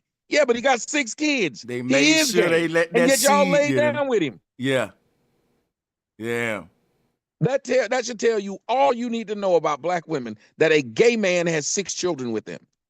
I live in Atlanta. Almost all these fruits down here got kids. Yeah. How you gay with kids? They lay with anybody. Then want to talk about down low men. These men aren't down low. You knew what they were doing. Oh, exactly. Exactly. Somebody said he a bisexual. There's no such thing as a bisexual man. Now, unless he buy sex, he must pay for pussy. Right. You talking about So is there any hope? Is there any more hope for us? Once you lay down with a man, you are not bisexual anymore. You just wrong. Yeah. And I tell you this right here when it comes to that whole conversation, man, you know, Mike, when just segueing back to the whole, why I asked you about the Mike Tyson fight thing and how that plays to the child support and all that, I was like, damn, Mike fighting at an age where his mind is kind of messed up because he kept biting at his damn glove. And I was like, what the hell? He keep biting his hand. Dude punching you while you biting your glove. I was like, yeah, he's through after this fight. Like, he really needed that money. And I would have never thought. I just wouldn't think that Mike would need. And think about somebody money. who made over $300 million in a lifetime. Needed the money. $300 million. Well, you will risk ruining your legacy for $20 million. And you see how he talked about it. He said legacy don't mean nothing, which I technically understand what he was saying. He said when you die, you can't take it with you. But I still, that's just an excuse though, because legacy do mean something. It's just an excuse at that point for you to say, okay, I'm going to go out here and do something that I know look crazy. This is just my excuse for why I'm doing so it. much facts right there. And when you look back at it, bro, entrepreneurial wise, everybody can learn a positive message from George Foreman. He got out early and went into fucking grills and shit and was like, fuck this shit. Looking back, he came out on top out all of them. See, I can pick your brain about little shit like this all day, man. We was arguing about some. Well, he messed up his first part of his fighting, but he fixed it on the second because he was still old fighting. But when he came back, somebody told him about them grills. He got lucky that he had the right person in his corner because the reason he became the champion again, he was at an old age because he needed money. Oh, yeah, I watched the movie and he came back. We showed him he needed money. He came back, man. Damn, it was bro. Some white person a white person came up to him and told him, I have these grills. I think I can sell them. Would you mind me using your name on them? Wait a fucking minute, just like bro. Dr. Dre with the beats. Black men are paying so much child support. Listen, let me tell you something. If all this money going to black women, like single mothers and child support, what the fuck are they doing with it? Because if you dated a nigga like P. Diddy before he got locked up, I know they was getting about 10 racks a month or something like that. Probably more than that. But I'm just saying, I mean, why would you? And to me, I think the problem would be when they say, well, the wealth is leaving the black family. Tommy making an argument that, hey, a lot of that going into child support system and that money ain't going back to the children that would build wealth up for our group. It's going, they're balling out with it. Yeah. They're lying when they say, oh, well, here's what they're lying when they say, oh, the reason we have a problem with you dating a white woman is because the wealth goes back to the white community. Okay. Then they try to turn around and say, well, when a white man with money date a black woman, the wealth goes into the black community. You name what damn wealth Serena Williams is putting in the black community. You name what damn wealth Kamala Harris has put in the black community. Name what wealth you see what was her name? Diana Ross put in the black community. Yeah. They didn't do anything. And as a matter of fact, those black women, when their children have children, they tend to end up marrying white and the black is gone. Yeah. So it doesn't make sense. And if I get me a white woman and I have kids with her, black people call those kids black. So how did my money leave the black community when it's going to go to my children? That's facts. The BS arguments. These are arguments being made to scare black men out of doing what makes them happy or is best for them. Have you noticed? I will say this to you. we're in an abusive relationship with black women because they don't want us to be happy at all. Because if they did want us to be happy, they wouldn't constantly be telling us not to do something that seems like it will put a smile on our face. Listen to how they even describe being in a relationship with them. I remember during the election, what a white man described what happened when he first found out that Joe Biden dropped out of the race. He said his wife called him, Kamala Harris, and he said, hello. She said, where the fuck have you been? And black women cheered that. Yep, sound like a black woman. We don't play that. And I'm sitting up here thinking, why would you push to the world that you're difficult to deal with and rude and wonder why you're the least married group of people on earth? They push being rude. Yeah, they do. Though. I had a show. I had niggas laughing. And then say you can't handle me. Website, right. I said, like she's some luggage. I had men laughing on my show. I said, go to a dating website. You'll see black women tell you on the website what they don't want before they tell you what they do. I said, imagine going for a job and you looking on LinkedIn to get a job or whatnot. And on that job, it told you everything they don't want. Yeah. That wouldn't make sense. Why would you tell me what you don't want? Why would you go to, you could tell me what you want on your burger, or you could tell me what you don't want. You're a negative person if the first thing come out your mouth is what you don't want. If you want something, say what you do want. So therefore, who can provide it will give it to you. Yeah, you're going to tell me what you don't want, but yet I have no idea what you do want. And I just wanted to say, just as a black woman, that I've noticed that I would like a lot of black men to admit that they're being, how can I say, they're being abused physically by the black woman. They just don't speak up about it. Oh no, because you can't, because you like a punk. Just like you hear this guy in the comment section said, Tommy is such a broad ass dude. Have you noticed again? No one has challenged what I've said. Man. They just call me names. And I try to tell people in my community, bro, how childish it is. Bro, come up and speak. I drop and that's what I'm saying, and why I said black YouTube, the quality going down. You got a bunch of people in echo chambers hating on each other. Me and Tommy come from the era of open panels, community discussions, giving people a voice, interacting with the people. To see that style going away and people acting like this thing, hey man, it's crazy, bro. And I'm gonna say this real quick, man. Tommy, I got somebody on the call. They gonna give you a lot of smoke, and I know you ain't running from it. But the last time y'all went real left, I want to hear some smoke. So me, myself, if you bringing some smoke for the man, he don't like an echo chamber, you can go ahead and unmute me, myself. But yeah, maybe this time it'll go a lot better. So go ahead, me, myself. Yeah, so Tommy, I got some fun for you. I know you ain't, running for the challenge. So well, go ahead, but make it quick so I can watch my 49ers. Go ahead. Oh yeah, that's right. Yeah, my Ravens just lost because they stupid. But but hey, check it.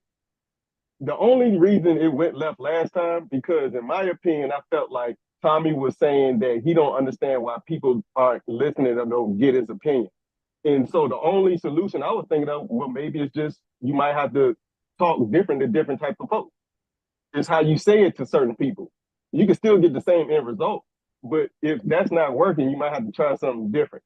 But the whole canceling him, I don't agree with that. I believe in free speech all the way to the level of terroristic threats or yelling fire in the movie theater. But outside of that, free speech for all, right? That was my only fight. And so if you not the Jets lost. Sorry. No, you good, because Aaron Rodgers, I don't even know why he's there. But yeah, the whole point is we learned in class, right? Art school is constructive criticism. Let me cut you off almost one real quick. Hey Tommy, also I think you gave me you said you're gonna either email me or I'm gonna email you. I'll email you right after this, and then you can set up me talk. I'll talk to anybody. I'll try it again. Right, because listen, I'm gonna send you some smoke to your Rumble. I got some folks that be over here disagreeing, and if you live, you can get them over there. You know what I'm saying? But yeah, go ahead, me, myself. But yeah, that was it, Tommy. And bro, saying that was the only argument. That was the only gripe or disagreement, whatever terminology you want to use. Is just that here it is. Here it is. That was the term. Constructive criticism. You can criticize all you want, but if there's no building or no end solution, result, or literally constructing something outside of what you don't like, then it's just criticism. And that's why I think it turned a lot of people off back in your heyday, Tommy, because of the actual rhetoric. It did seem like you were hating the mothers of our community, but we was waiting for you to go into depth on why you had those type of feelings. But then it took later to right now in modern times for you to go into depth about Well, hold on your a second. Let me say this to you. Yeah, go ahead. Let me say this to you. That's unfair. I keep telling people. Anybody that's ever watched me, if you watch a 15-minute video of me putting up what I saw, then who am I talking to? When my show is live and you needed an explanation, they didn't call in because people had seen enough videos of me embarrassing people when they called in, making their arguments look stupid. So they didn't want to do it. Me and Sanchez just talked about this earlier. What people realized is they can make more money talking shit about me and never addressing me. So they would tell that lie, no offense, and then saying that you're lying, but they would lie and say, oh, well, you didn't never say what it was that should happen or give any solutions. I have a whole movie called A Fatherless America. I've seen pieces of it. Yeah. 40-something minutes. See, you even seen pieces, didn't watch the whole. That tells you a lie. So listen to what I'm saying. If I do a show and the show I was doing some shows be 6 hours long. Niggas wouldn't call in.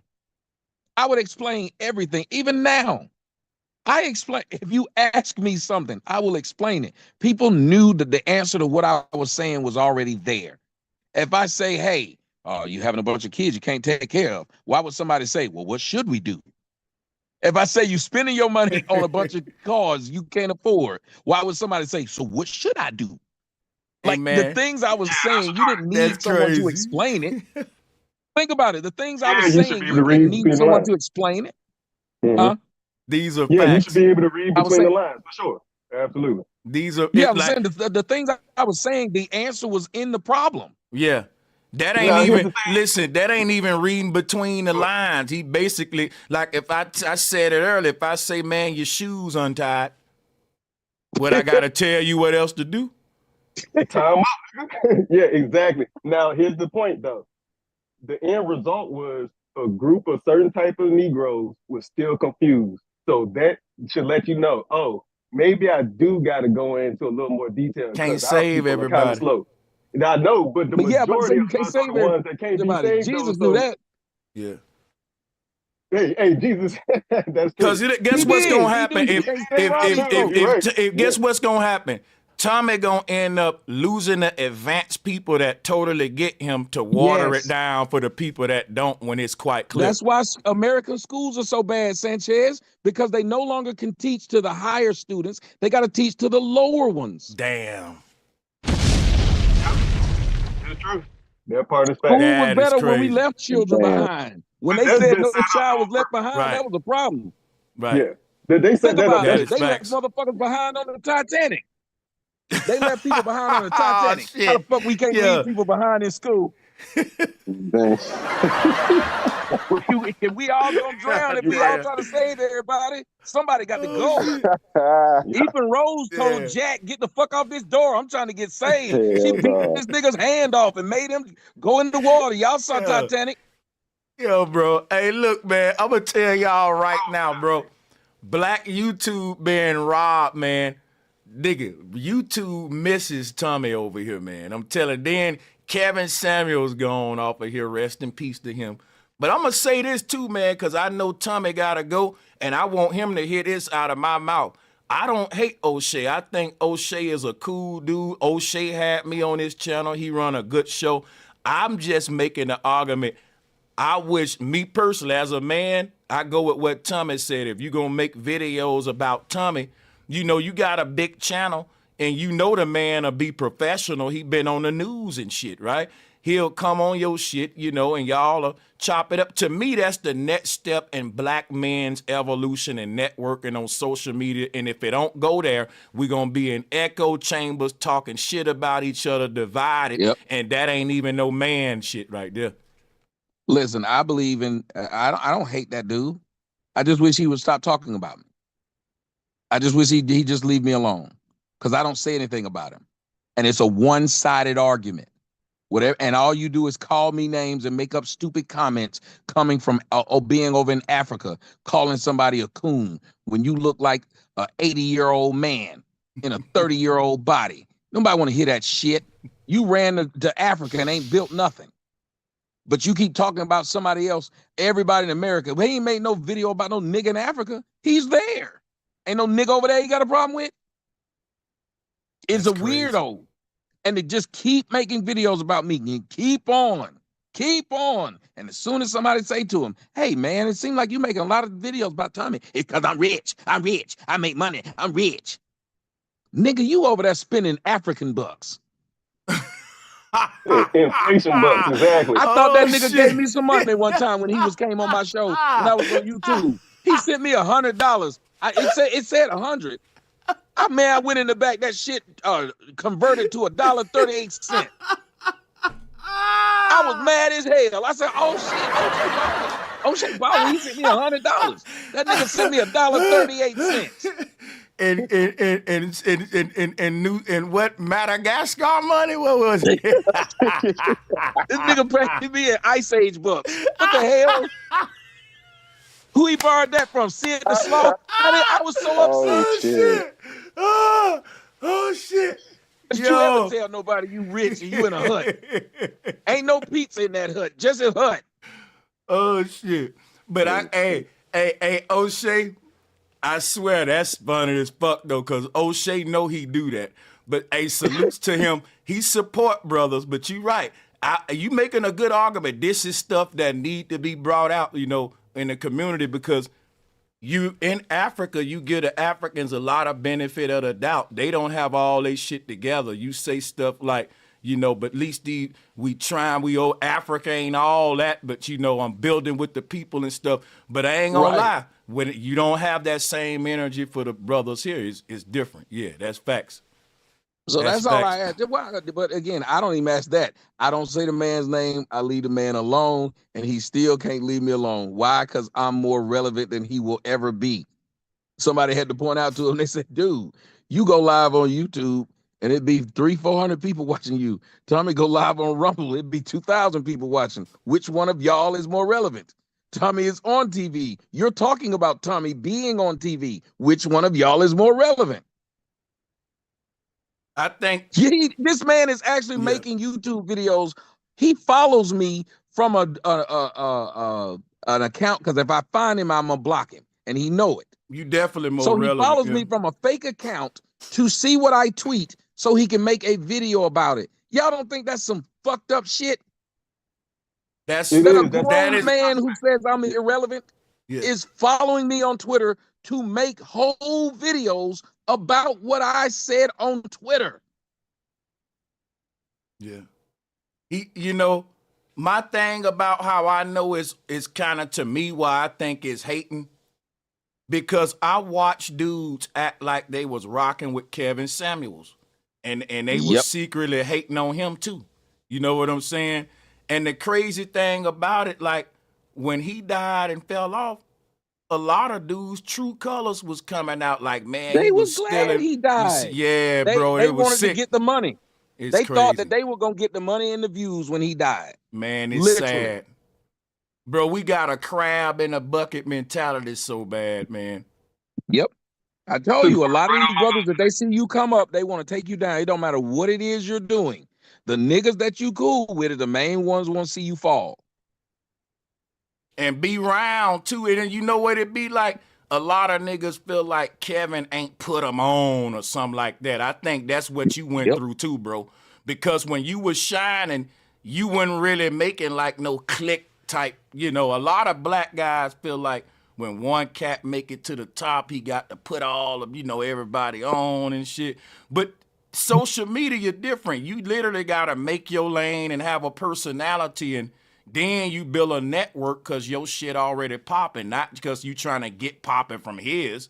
You know what I'm saying? Right. But I think you was a victim of, well, if you would have put more niggas on, you probably wouldn't have got hated out the way, which is kind of messed up because it's never the black man that can do for self that'll hate you out the way. You see, somebody in the comment section said Tommy didn't even like Kevin. I sure didn't. Anytime but he you didn't steal think from like me, if you steal from me, I ain't gonna like you. You wouldn't like it if I stole from you either, sir. But here go the thing, though. You never really, as far as I understood, you know, Kevin was a student of yours. Yes. And when he finally did blow up, somebody had to tell you, oh, that was Kevin. Remember, he followed you. Remind you that that's a student first. And then the crazy thing about it is when you go to watch all of his stuff and see, okay, he was a good student. He learned me well. And that wasn't even the problem. So I go reach out to him. I'm like, you know, have you on the show then, since you done came on mine. Yeah, man. I'm gonna talk to my people. Talk to your people. Then I didn't hear nothing else from him. Then I pointed it out, and he started making little videos. Like every time I would do something, like then he would just start blatantly steal it. Like he started when I did the whole Instagram, that song, he stole that. Then he said, what did he do? One other time he said, to make him mad. Yeah, he got that from to make him mad. So he just kept doing it. You know why he was doing it? And I remember him saying something when he was alive, and he was subliminal too when he was alive. He was very subliminal. Was. And he said something like, you know, basically I'm bigger than you now, and I can hurt y'all just by, I can take your stuff. Basically, ain't nobody gonna know it. And folks was agreeing with it too. Like he didn't say it in those words, but that was kind of the angle of it. And it's a lot of folks doing that. Steve Harvey did with a lot of comedians. He would literally steal niggas' jokes and say, because I'm bigger than you, who gonna say something? Yeah. Yeah. And Tommy, I ain't gonna lie. If somebody say, well, Tommy really didn't like Kevin, what people got to realize, man, when Tommy first became acquainted with who Kevin was, if I was Tommy, I would have felt like, so wait a minute, this guy been blowing up, taking everything I said verbatim, but ain't mentioned me one time. Cause check it out. In other communities, they give their people references and props. You see what I'm saying? They literally do. Ain't nothing wrong with a man saying, well, I'm disappointed because you said you learned from me. This is how you pay your teacher back. You think about it. Don't you know other people want to know your source of wisdom, and you can point them to it too? That's called reference. But it's funny that black folks got a problem with me doing it. But as I said earlier, they're the same people who mad that white people don't give them credit. White people be stealing stuff from us. White people stole country music from us. White people stole rock from us. We was the first to wear our shirts like this, and then it didn't get popular to white. And then when it got popular, white people stole it and made money off of it. So they talk like this all day. But then as soon as I say something that's exactly like that, saying I should get my props, I'm hating. Got it. A great. Well, I'm not gonna let somebody steal my shit. Great. So they don't know. As long as I'm still alive, I'm gonna make sure people know where it came from. I ain't no dummy. That's right. Because listen, ain't nobody else gonna defend your damn legacy. That's like my people be saying, why you care that they stole it if it's the truth? Yeah, I want the truth to get out. But it's other things that people need to know that I said, and they can, if he ain't, think about it, right? If I'm learning from somebody and I'm giving it to y'all as I go, and somebody be like, man, bro, they ask me all the time, where you get your information from, Sanchez? And I point y'all to the Mayans, Olmecs. I even pull up the reference and shit. I ain't taking the credit if I know that I got you oohing and ahhing off something that ain't mine. And I love doing it. Like, I'll be saying things and I'll tell people exactly where I got it from and tell them how they can find it. Like, I don't see what the issue is. Why? I guess because I know I'm not a lame and I have original thoughts, so I don't need to steal someone else's. I don't need to steal yours. I'm okay with it, especially if I know we do the same thing. If you're a comedian, well, I'm gonna steal your joke. But that's how we eat. And Grape T News said Kevin was taken from Allen Roger Curry and too, but she also said that he did give you shots out. And I'm gonna be honest, when he was small, he did. Yeah, when he got real big, that's how he was trying to get his audience by saying, shout out to Tommy. Yeah, it would be like me saying shout out to Elon Musk every day. Yeah, that's facts, bro. It's helping me saying this. Yeah, that's what I said, man. A lot of guys, bro, it's a consensus-based thing. They don't know the real history of this shit because it's like you shout certain people out and you got their message when they hot. All of they followers and algorithm gonna come to you and shit. And then you know what I'm saying? They think y'all cool. They think y'all on the same level. They think so. They like, oh, it's okay to listen to him. I mean, think about it. If I shout out Elon Musk, I'm gonna get viewers just by saying Elon all the time and tagging Elon. Mm-hmm. If Elon shout me out, that's straight love because he's getting nothing from doing it. He knows I'm getting a bunch from that. Mm-hmm. That's how you see, and you watch these white boys. I watched them when they were during the election. They were shouting out podcasters that you had never heard of, helping them immediately get big. They shouted out Aiden Ross, not to cut you off. Yes. And Joe Rogan. Yep. What I'm saying, they made them dudes that were small, they made them big. Sure right, man. I can't lie, man. When it come to white men and when it come to content creation, they way more networked and unified than black men, bro. That's why, Tom, and I'm gonna say this right now. I know one thing. I know you don't disagree with everything Cynthia G was saying, even though y'all are like arch nemesis and shit. That's why I did the thumbnail and the show. I was gonna make some other comparisons too. Like when Cynthia G was, a lot of shit she was saying, right? Like black men will talk shit about the white man, then run right to Zaddy to handle their problems and shit. Just like you were a victim of the same shit Cynthia G teach about black men, that you gonna run right to the white man instead of every time I try to debate Cynthia G, she ran. Yeah. That's a fact. That's a fact. Every time everybody, just how quick I ran here, you can go look on my Twitter. Somebody tweeted me and said, Bro Sanchez, them talking about you. That's all they said. I said, let me go look. I literally am like Candyman. You say my name enough time, I will show up. I do not run, and I don't need you on my show. I didn't need you to pay me. I'm sitting up in, I don't know how long I've been talking. You ain't had to pay me. I ain't shouted out my Rumble. I ain't shouted out my Twitter. I ain't shouted out my Instagram. I just talk to talk because that's what God put me here until I can't. Passion. And let me say this real quick. Go ahead, me myself. My bad. All right, check it. There's this term that we know, the Aiden Rosses of the world. It's called Fajin, Farhin, or Farjin, right? Which means that in their community, the ones that run the media and cut the checks, right? They only buy from their own. And the example that the rabbi gave was, it don't matter if the shoes we selling or the apples are riding or whatever. And across the street, it's another culture selling actual fresh fruit. You still buy the rotten fruit from your kind. And that's how they take over. And that's why we still have to essentially answer to them why they edit out videos or control our speech right now. Because they stick together. And it's written in their law that they got to stick together too. Like their religious law. So yeah, y'all got it. Yeah, you're talking about Jews. Yeah, then that's why Jews do so much better than black. If you watch it, look at how black women, and when Cynthia G say whatever she want, but they were the same black women who ran to the white man at YouTube and flagged me. They went there, so they were so pro-black, and I was such a coon. Why did it take the white man to get rid of me? Remember, if what I was saying was so racist towards black folks and white people wanted me to say it, then how come they got me off their platform?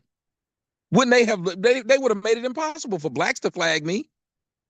By their own logic, I'm working for the white man. But Biggest yet the fact. white man kicked me off, but he didn't kick King Von off. And King Von died of the same violence he rap about. And you still can go to King Von channel and see that King Von channel is still making YouTube money off AdSense. You still can see FBG Duck, who himself died off of black violence. And ain't no black woman going around telling the white man, take that down because our sons are growing up to be like that. So what y'all need to realize is your enemy is the person I've been telling you was your enemy, was black women, because they ain't never tried to get a nigga off that was destroying black folks. They've never tried to shut him down. And there's a group called the Detroit 300. The Detroit 300, you know what they did? They were going around trying to protect the black neighborhood. Guess who got them kicked out?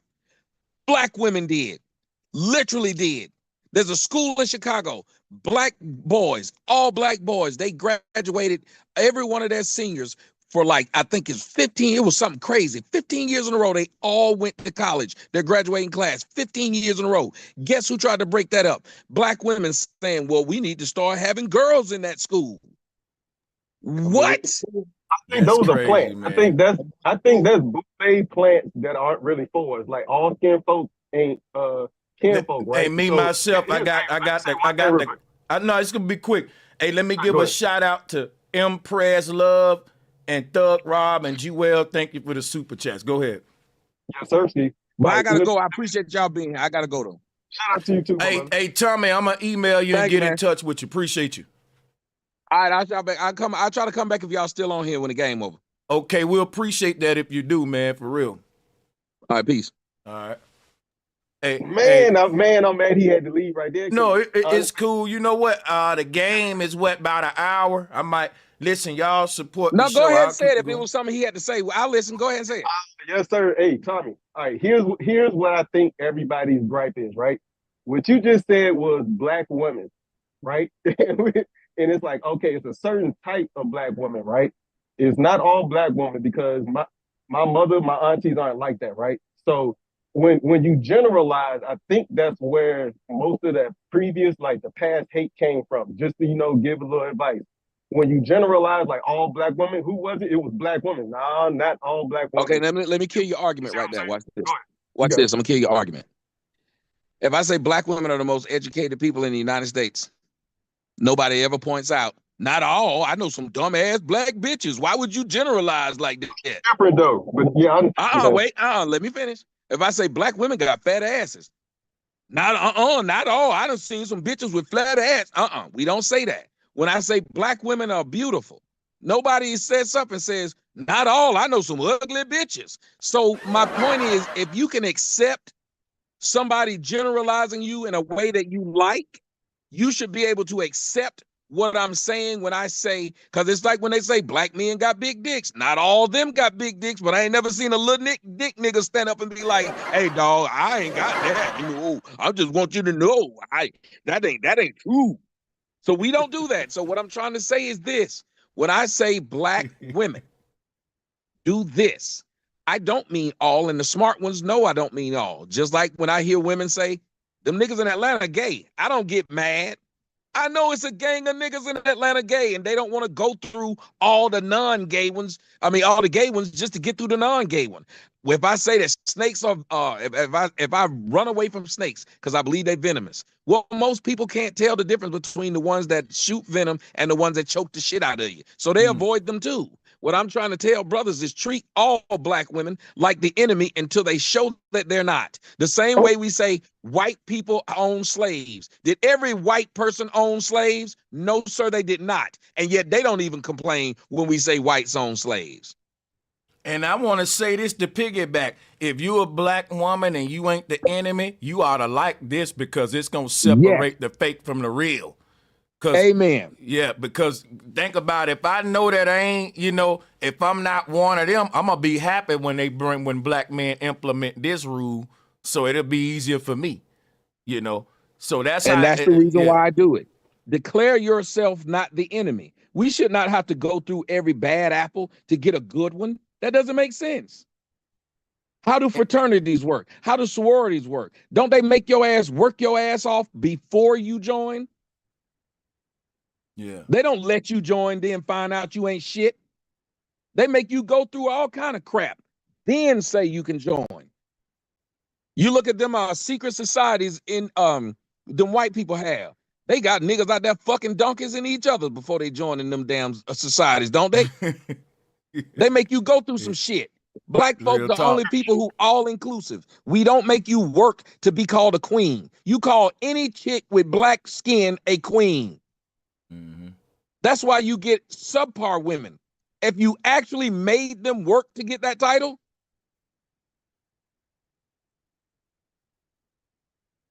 and that's crazy because with men, a woman can call us a king, and it might go to a nigga head, but among men, they don't look at that king the same way if you ain't earned it for real. Like, it's crazy. no, ain't no man gonna just walk up to all black men and start calling them kings. We know that's stupid. You got to work for the. How you a queen? You don't own nothing, no land, you ain't got no husband, no man, so you ain't got no king. Yet all these hoes is queens. That's why you got the whorest ass whore calling herself a queen. But think about it. She is the lowest of the low and still got queen. And then queen wasn't even good enough for him. I told my mama that black women call themselves goddess. She thought I was lying. She said, now that's there ain't nobody gonna be stupid enough to call themselves that. I said, Mom, they really are calling themselves that. Queen wasn't good enough for them. They now have made themselves goddess. And how many of y'all know a black goddess that put goddess on her name? Bitch can't even get a nigga to pay child support, but she a goddess. You can't even get your hair to be straight. That's why you putting all them wigs and weaves on, but you a goddess. I'm just saying. Yeah, hey, look here, man. Just say. Hey, look here.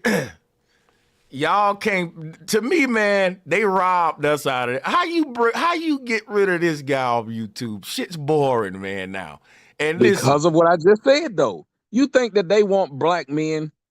They rather see me and that brother you have up here arguing. If they see this brother listening and we talking, that's what they don't want to see. Why do you think they tell them you shouldn't have Tommy on your show? Notice that every time I go to somebody's show, it'd be a gang of people in the comment section trying to say, don't have him up here. If I'm that bad, why would you have a problem with people listening to me so they know I'm that bad?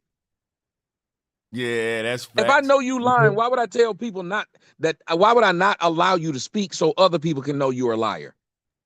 Nah, let me piggyback off that. You heard? And I've noticed that every time that black men always try to like big up each other, they get on some offensive shit. You heard? I'm talking about. They'll call us gay. Yeah, they start getting on some crazy shit. Like, bro, you notice the algorithm? They are offensive with the movies that we have, the fucking games that we have. It don't even be offensive to them. But it is the fact that we like these things, they have to have a say in it. You feel me? To control it. It's not about the hate that they have. It's just control. You know what I'm saying? It's like, let me just say this one time. Just one time and one time only, you heard? Us as men are 100%, while they operate at 80% at all times. This is no disrespect to nobody. I know this is going to sound very misogynistic. You feel me? But this is where the jealousy is coming from. You feel me? Where they constantly need help. You know what I mean? It's like they don't want to have help. You know what I'm saying? But I'm gonna regress. I don't want to sound crazy like that. No, first off, you shouldn't worry about sounding misogynistic. Because you remember, have you ever heard a woman say, I don't want to sound misandrist? They don't mind when they sit up there and say black women save society. Nobody stood up and said, you didn't. Why you generalizing black women? What the fuck is black girl magic? They had black girls rock, black girl magic, and now they saved the democracy. You ain't never heard of black boy magic, black boys rock, none of this shit. And then when I tried to create black boys rock, they said that was gay. When black men big up each other, they tell you dick riding another man, but they can sit up there and tell each other that they butt look good in pictures. Think about this. You can't big up a man, but she can tell a woman that her ass and titties look good. Oh, shit. Am I lying? Go look on any picture right now of a black woman on Instagram. There'll be more black women in the comment section bigging her up than there are black men doing it. Yet they call you gay. Go to the club. They always dancing on each other, up in each other's faces. But you gay. Girls trip. Yes. If you go somewhere with a bunch of niggas, y'all gay. Y'all went to Vegas together. Yeah.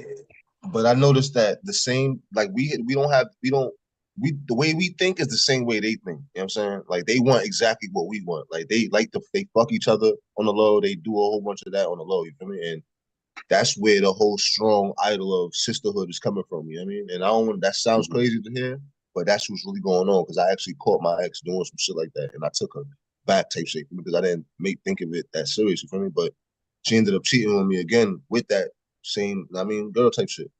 That was so-called her best friend. You feel me? And it Well, wasn't that's really why they cheat cheating. on us That so she much. took it. They don't take us seriously either. They don't take us seriously. They don't take it. Yeah, and I was with her for some time. You feel me? But it's like I got a lot of bitches that be on my body. You feel me? But it's just Like how that Janet said, girl, does she that was hurt on you, my Tommy? shit. Look at how they talk. Hey, they They'll love call that. you Does that hurt sassy. you? Hey, Yeah, like why would you I say just, say, if I point out a fact?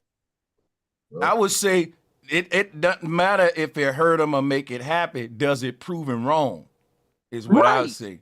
Does They it never prove him address wrong? what you say. If you'll say something to a woman, it'll be 100% right. She'll say, you sassy.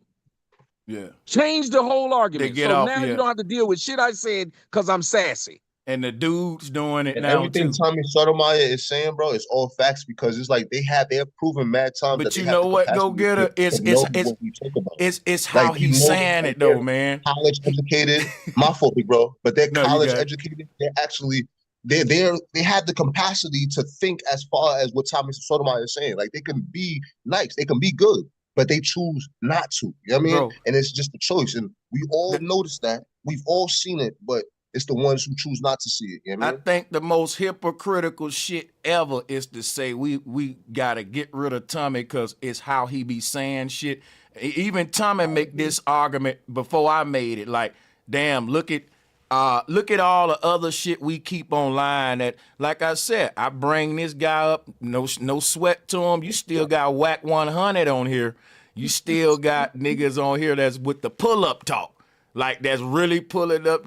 Look here, man. How you saying something cannot be an argument no more. Hey, Tommy, you got to deal with the people that's making that real. I know you tired of answering that the same shit, but who is? Oh, that's some background noise. Oh shit, Tommy was Slyway having a Shannon Sharp moment. I hear the sister salutes to her. I muted him for him though. No. Go ahead. I'm trying to get food. I tell you, I gotta go. I'm watching this game. I'm trying to see what food I want.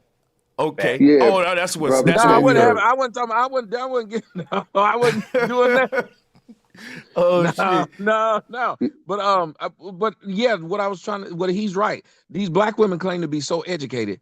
Then they know what it is I'm saying, and they know what I'm talking about. That's what I'm telling y'all. This stuff is done on purpose. They got together with the white man to get me kicked off, and they will get together with the white man to get y'all kicked off. If they don't like what you say, if you don't say that they queens, if you do something they don't like, they will destroy your life too. I ain't the only one. I ain't the first one. Y'all got uncles, cousins, all kind of brothers Hell who've had yeah. their life destroyed because a black woman decided it was her time to do so. The brother that was on the Steve Harvey show, name was Santana on the show.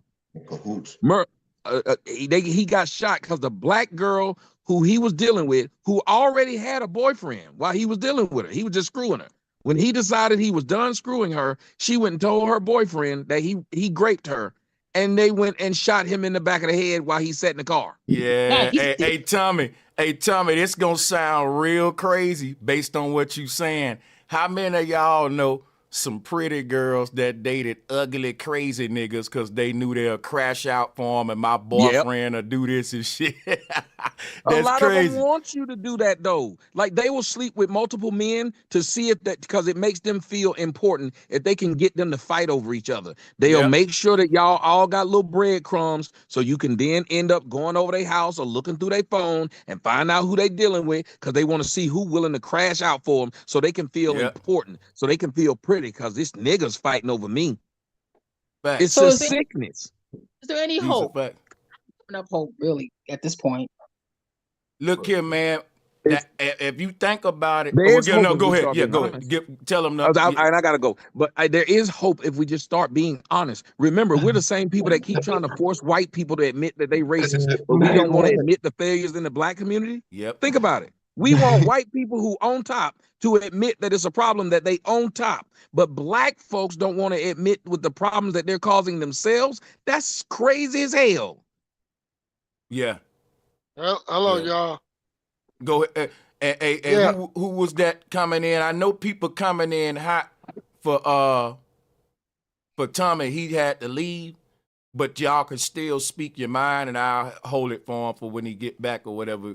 He about to watch that game. I'm gonna shut down here in a minute too. I'm gonna just go live again later, and we'll all come back and you know what I'm saying, after the games, because I think a lot of y'all cats, I see the numbers going down, niggas saying the game about to come on, huh?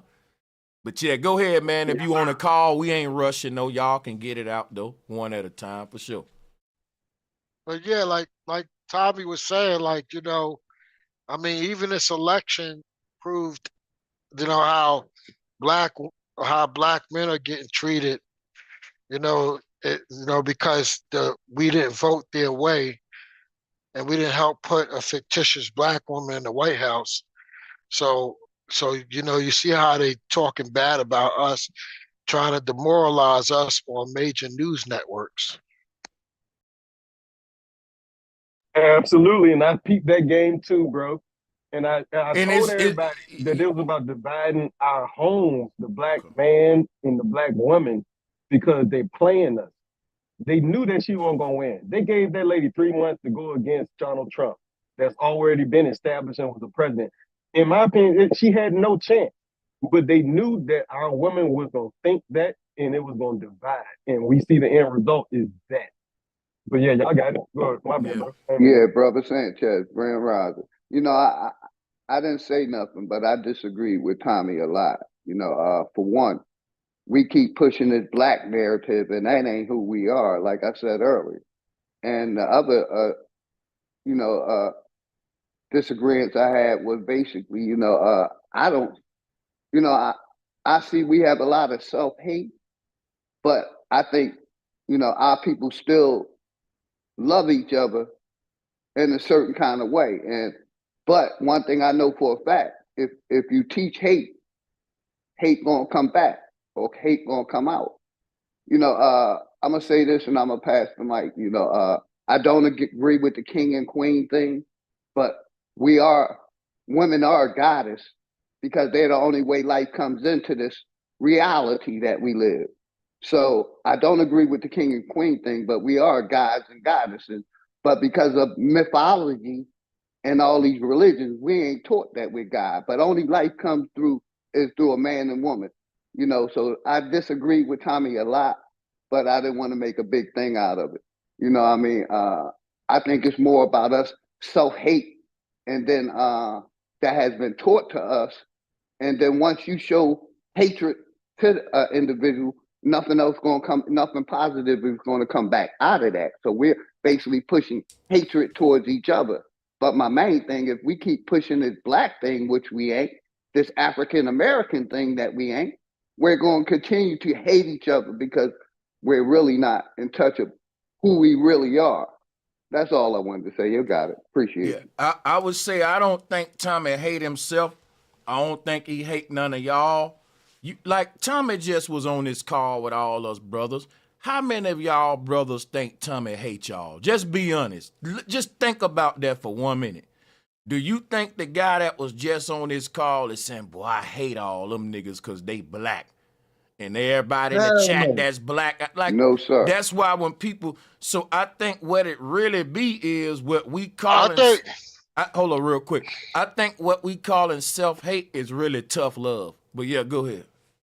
Real quick, you know, real quick, and I'm gonna pass the mic. You know, I see what I have experienced in my life.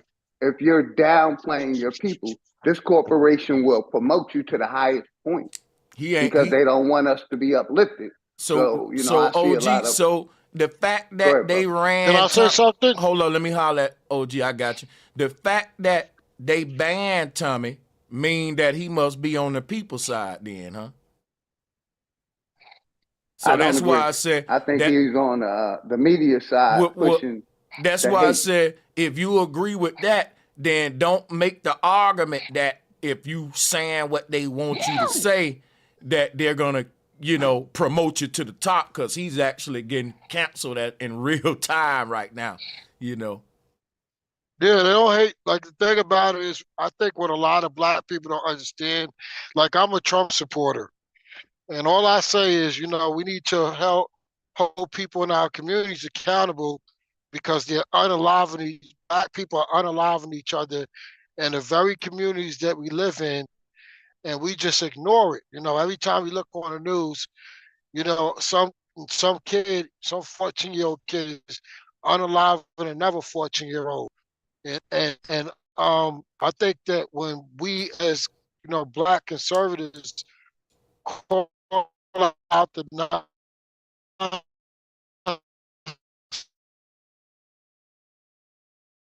You breaking up like a saltine cracker. He's breaking up like a couple that just can't get along. common sense things. Keep in front of your property clean. Don't hang on the corner. Don't smoke weed on the train. Don't sell drugs in your communities. These are things Did he that say are common don't sense. smoke weed on the train? Yeah, don't smoke weed on the train. Don't What? be playing loud music. These are things that I witness people doing in major cities, not just Philadelphia, but New York, DC. You see it everywhere. It's the same kind of culture. The same kind of Yeah. culture. And then y'all want to call us all these names because we're just saying that we got to hold our people accountable. Mm-hmm. We got to stop coddling and kissing up to this radical behavior, this woke ideology. Like right now, you got black men making sense of their sons wanting to be their daughters. Like literally transitioning. I'm gonna tell you that was never tolerated in our communities. But listen, now we tolerate it now. Come on. A lot of our black men ain't falling for that democratic LGBTQ stuff, which is why the Republican Party is winning all our people. I argue with them, but I argue with them every day on TikTok. Oh yeah, they out there in groves though. They ain't going nowhere. They in groves. But I want to say this too. If I was to ask right now, man, like black men in general, what can we do right now to like start taking the power back and shit? I'm gonna say galvanizing, and that's gonna look like the number one reason why niggas ain't uniting is because social media got us interacting with each other in a synthetic way. Now hear me out, right? We got genetically modified food, genetically modified animals. Guess what else we got? Genetically modified social settings. The way we interact with each other through computers all day, it creates a different set of interactions other if we had to, do it organically. And it's easy to be isolated and you over there, I'm over here. Where when we were children and we was playing outside, right? If somebody said something you didn't like as a little boy, you just couldn't run in a house and isolate yourself. You got to go outside and play every day, and you got to see the people that you disagree with every day, and you just got to learn to make it work. But in social media, if I don't like you, I can hit the unfriend button. I can just admit, like, that is so not realistic. And in real life, we would be forced to say, man, you know what? I don't like that you do this a lot. Why? Because you see me every day. You just can't say, I ain't watching him no more, and I'm going to talk shit about him on my channel and not approach him and stuff. And I'm trying to bring organic interactions back to the internet. And that's why, I never was an advocate for people like Cynthia G, Tommy going. These are people that's literally being themselves no matter how raw they are. That's what YouTube is about, you being you. And YouTube ain't really YouTube no more. It's algorithm tube. And everybody fucking content is like the same layout, format. They all use it's so fucking weird today. And I just miss the raw days where people can offend others and that adults can learn and just, hey man, you're a grown person. Tough up, hit them on the back. You'll be all right. It's just words. Go debate them. Suck it up. But now men can be feminine. We can run away in our little and I don't like this shit, bro. You know, when we was children, you couldn't do that before the internet and shit. And that's what got us divided right there. Why do you think they wanted us on social media? Because they knew if they could control the way we interact with one another with algorithms, we'll never be able to galvanize. And it's working. People in their feelings. Take him off, cancel him, cancel culture. It's grown people that want to be babied. Daddy, I don't like what he said to me. Can you shut him up? My daddy's gonna beat you up because you call me ugly. And your daddy literally show up and beat them up. Yeah, don't call him ugly. Now shut your mouth. Instead of your daddy telling you, son, words don't hurt. You gonna have thick skin, son. Or you gonna fight your own battle, son. But we got a zaddy we can cry to when we don't like, when our feelings get hurt. Get him, and we can just have people cancel. I don't like that because it's making us weak. It's making us, non-combative. It's making us have echo chambers. It's just taking a lot of testosterone from the masculine community too, man. Genetically modified. Mm-hmm. Yeah. Because if everybody's a soldier, it's thinning out our ranks. It's making our warriors pussy, weak, cowards, simps. And so, yeah, I get that. We got to be rough. You got to go through the gauntlet. You can't just be on a varsity team if you can't play like a varsity player. So I understand that, but it's like, man, it's starting to seem like most of our people are still JV, though. Like, statistically, like, the percentage, it's seeming like most of us are still JV. But yeah, we're gonna figure that shit out. But I think it also created a lot of bullies too. A lot of bullies. True. I used to be one for real, to be honest. I was a little bony little bully. Big bro shit. Yeah, man. Hey. So, I just wanted to say, man, like what I said, what all I had to say. Check it out, right? Tommy's gone. I think somebody just came in the chat. They like, oh yeah, we're not talking bad about Cynthia G, whoever that was. I was making a comparison. I was actually doing a survey about, black men getting Cynthia G off and black women getting Tommy off. And then now we got insight on that. Actually, the black man. Well, Cynthia G came back though. She got her channel back. Tommy never got his back. Well, Tommy do got a channel on YouTube, but it's so small they keeping it. He don't got an original channel. Cynthia got her original channel back. Oh, okay. She went through the legalities for hers apparently. Yeah, but see, he's so too deep. He probably can't get his back. He has so many of them. It was crazy, but. Yep. Yeah. And then you got to think about the people that are actually the judges that get to decide on who gets it back. They're going to be the people that he be talking about. So, yeah, the ones on the keyboards clicking and reporting and flagging shit and agreeing with the flags, they don't look like us or act like us. They're the actual opposition. But shout out to YouTube, though. Love you. Yeah, I don't really, man. I ain't going to even lie, man. I got love for these content creators who have a very radical approach. Your Cynthia G's, your Thomas Sotomayor.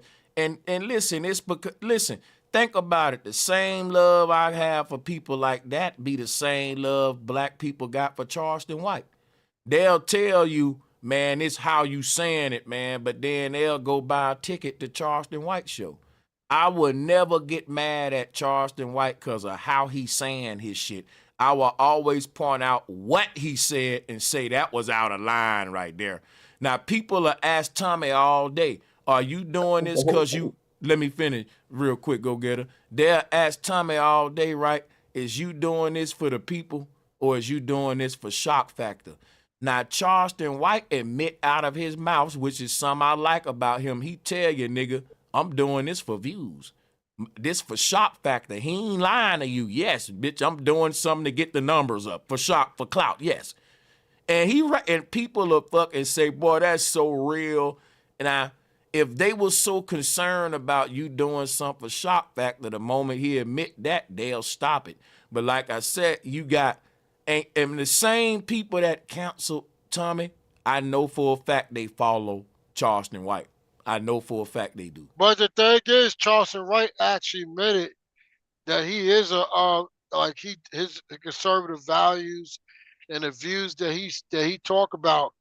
He was actually asked, was he real about it? He said, yeah, he really stand on it. But let me say something real quick about Charleston White that I gotta say. Now, Charleston White is a real nigga. Let me put that on the table. He is a real nigga. Now, here's what I'm gonna say next. He's a fake ass conservative and Republican. I know niggas like Charleston White from the South. These are fake. Let me tell you something. You got a lot of black men that's trying to say, I'm a MAGA guy and I'm a conservative. I'm tired of these 304s and all that, and them niggas be at the strip club, man. See, it's one thing for you to rep this MAGA shit, but a lot of black men ain't living MAGA.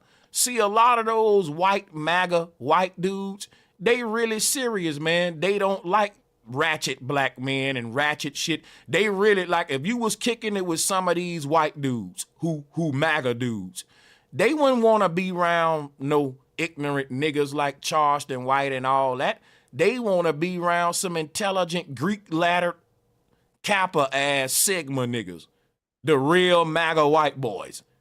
Now check this. No, that's not true. That's not true, because I'm MAGA and I hang around white folks. They don't like, see, white folks know when a black person's trying to be fake and switching up his voice. But that's what I'm telling you though. But think about this though. A white person know then this black dude got a MAGA hat on, but he at the strip club. He talking shit about gangsters and ratchet black dudes, but he beefing with them, calling them out for fights, pepper spraying them. So if I'm a MAGA white dude, I'm going to say, you know what? This is just another black nigger. He's not one of us upstanding, real conservative Americans. He's a black nigger with a MAGA hat on that's trying to act like he's subject. I'm going to show you how you know I'm right? When they pulled Charleston White over, you know what he like to tell the police? Man, I work with the youth. I'm a community activist. But he's a whole different nigga when he's dealing with black folks. I saw his interrogation video. Charleston White think he's gonna get passes from white policemen because he take their side. Like when they shot that black woman, he always side with the racist white police that shoot the black boy, so that when he get to shooting with a nigga like this case he got going, he can go in there and snitch and say, look, officer, like he did in that interrogation room, these guys want to kill me because I stand up for police officers.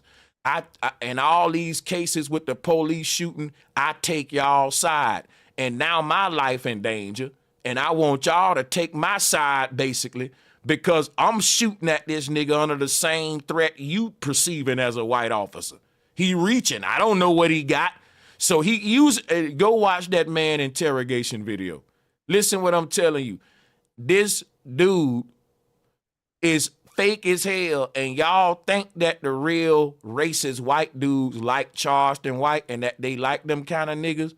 Trust me, bro. They talk bad about niggas like that way worse than a nigga like me who's intelligent, who think it don't get no realer than me. Cause I'm calling it all out, bro. I'm not trying to cater and suck up to no white dude. And guess what? A Greek ladder fraternity black dude, he ain't faking. He's really real. If you got the kind of personality to make it through what it take to get into Kappa or Sigma, trust me, them white folks gonna love you. That's why they created them fraternities. Because they know if a nigga can pledge this and make it through it, he's the kind of buck-broken nigga that we can invite to the tea party. They not inviting Charleston White to that shit. And if they do, they got a clown gig for him to keep his people down, because they know he loud, he willing to put his life on the line for a bag, and that he's a hypocrite and that he's everything he preach against. And so they can basically use him for crash dummy work. They can't use him for long-term boule work like the Greek letter black boys. So you getting a lot of gangsters who grew up in the system crashing out for these fucking political parties, being crash dummies. But they not really living up to the values of it. That's like Quavo. Quavo ran up there speaking against niggas having guns, talking about gun rights, when everybody know he's a street nigga who got so many guns, bro. Come on now. So what I'm telling you, you got a lot of black men that's pushing MAGA, pushing Democrat, but they not living that shit. And the white folks know that you ain't living that shit, which is why they just gonna hire you to come up here and lie and say take all of them niggas' guns and go back home. They just paying you to be the talking, you the crash dummy for it. So when you go up there and advocate for niggas' gun get taken away, they gonna be mad at Quavo, not at the Democrats. And see what I'm saying? They always paying these folks to be scapegoats, like with Kanye West. Quavo played himself with that Kamala Harris thing. But Kanye West played himself with Donald Trump. Charleston White playing himself with the MAGA hat with the Donald Trump shit. That's all I'm saying. They all playing themselves for both parties, no matter which party you play yourself for, you know. Well, black people have been playing themselves for years with the Democrats.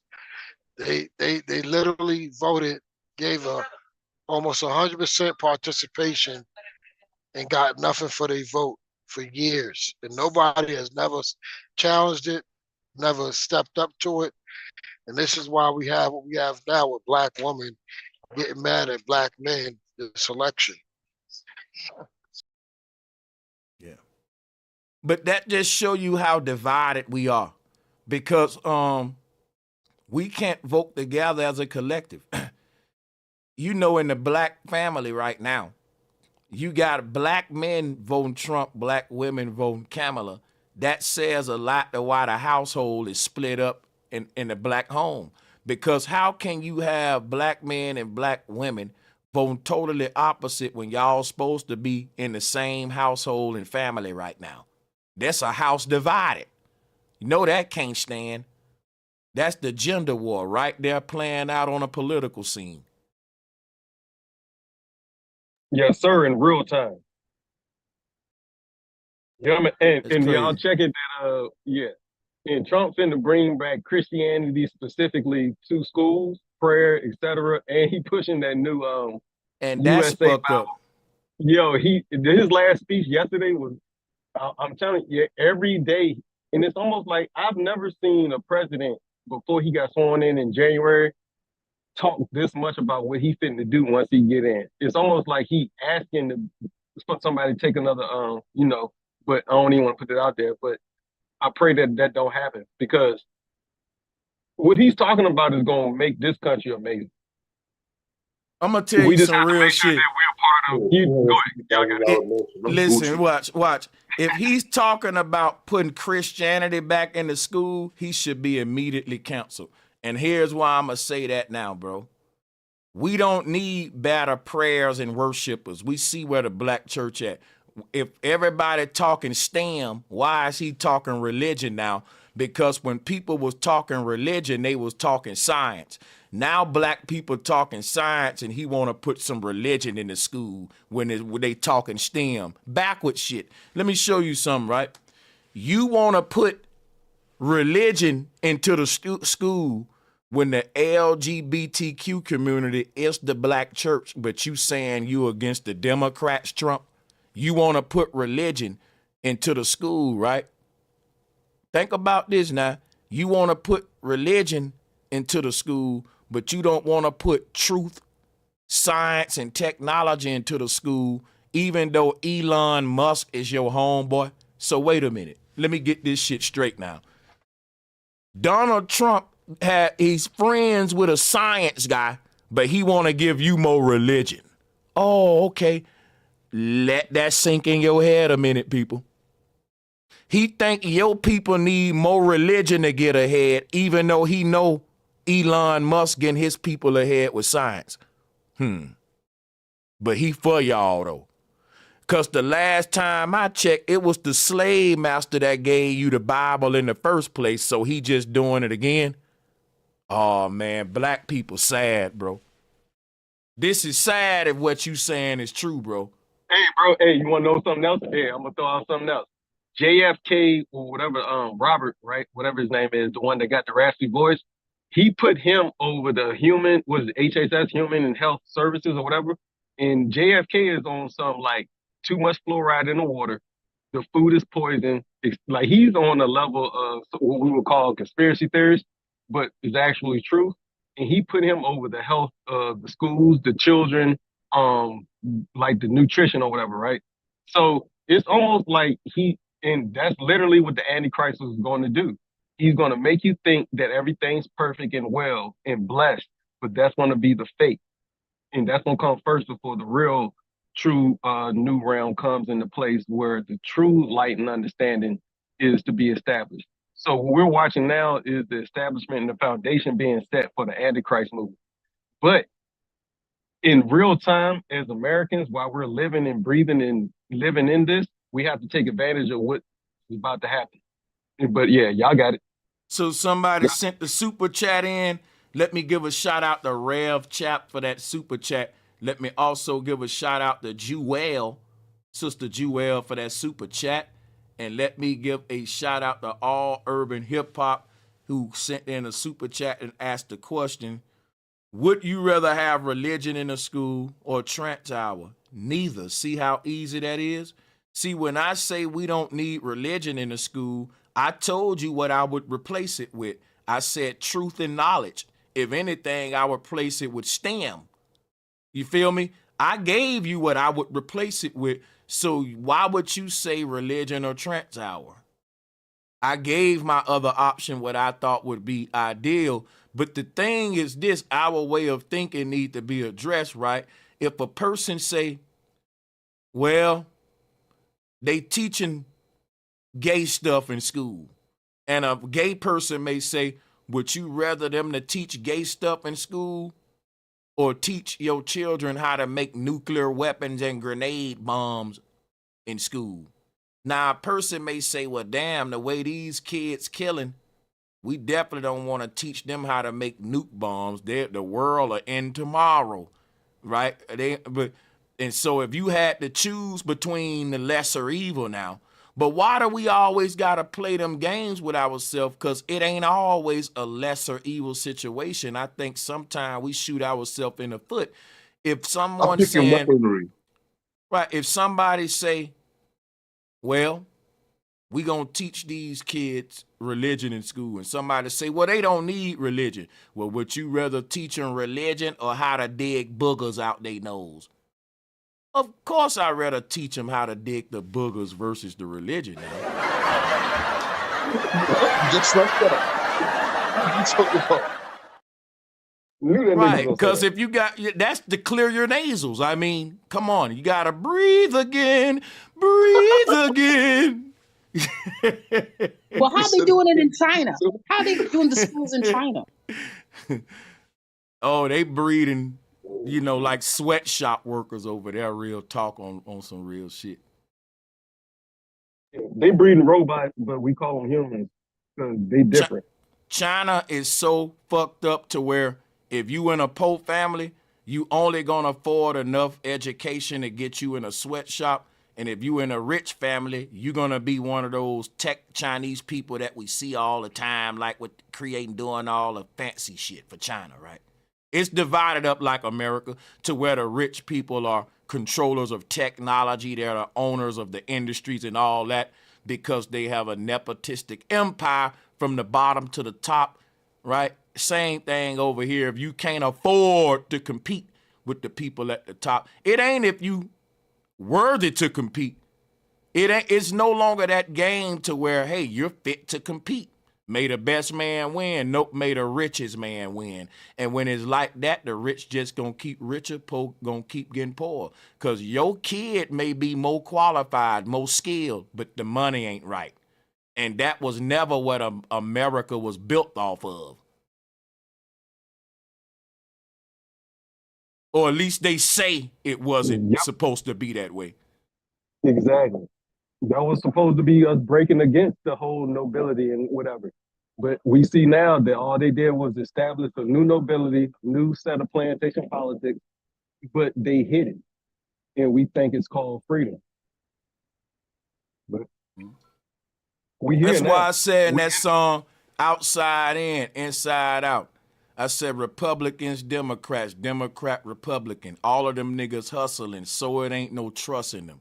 You know what I'm saying? Then I said something about divided by the powers, poisons got us perishing, got you niggas walking around thinking y'all Americans. It's a reason I said that line. People will be Yes, like, sir. even I push for, foundational Black American. But just like the word black, the word America. You know what I'm saying? And OG Philly got a real beef with this term black. But I think most of the time when we speak, we're speaking with, for lack of better words, because everybody black ain't done nothing about coming together for a title other than black.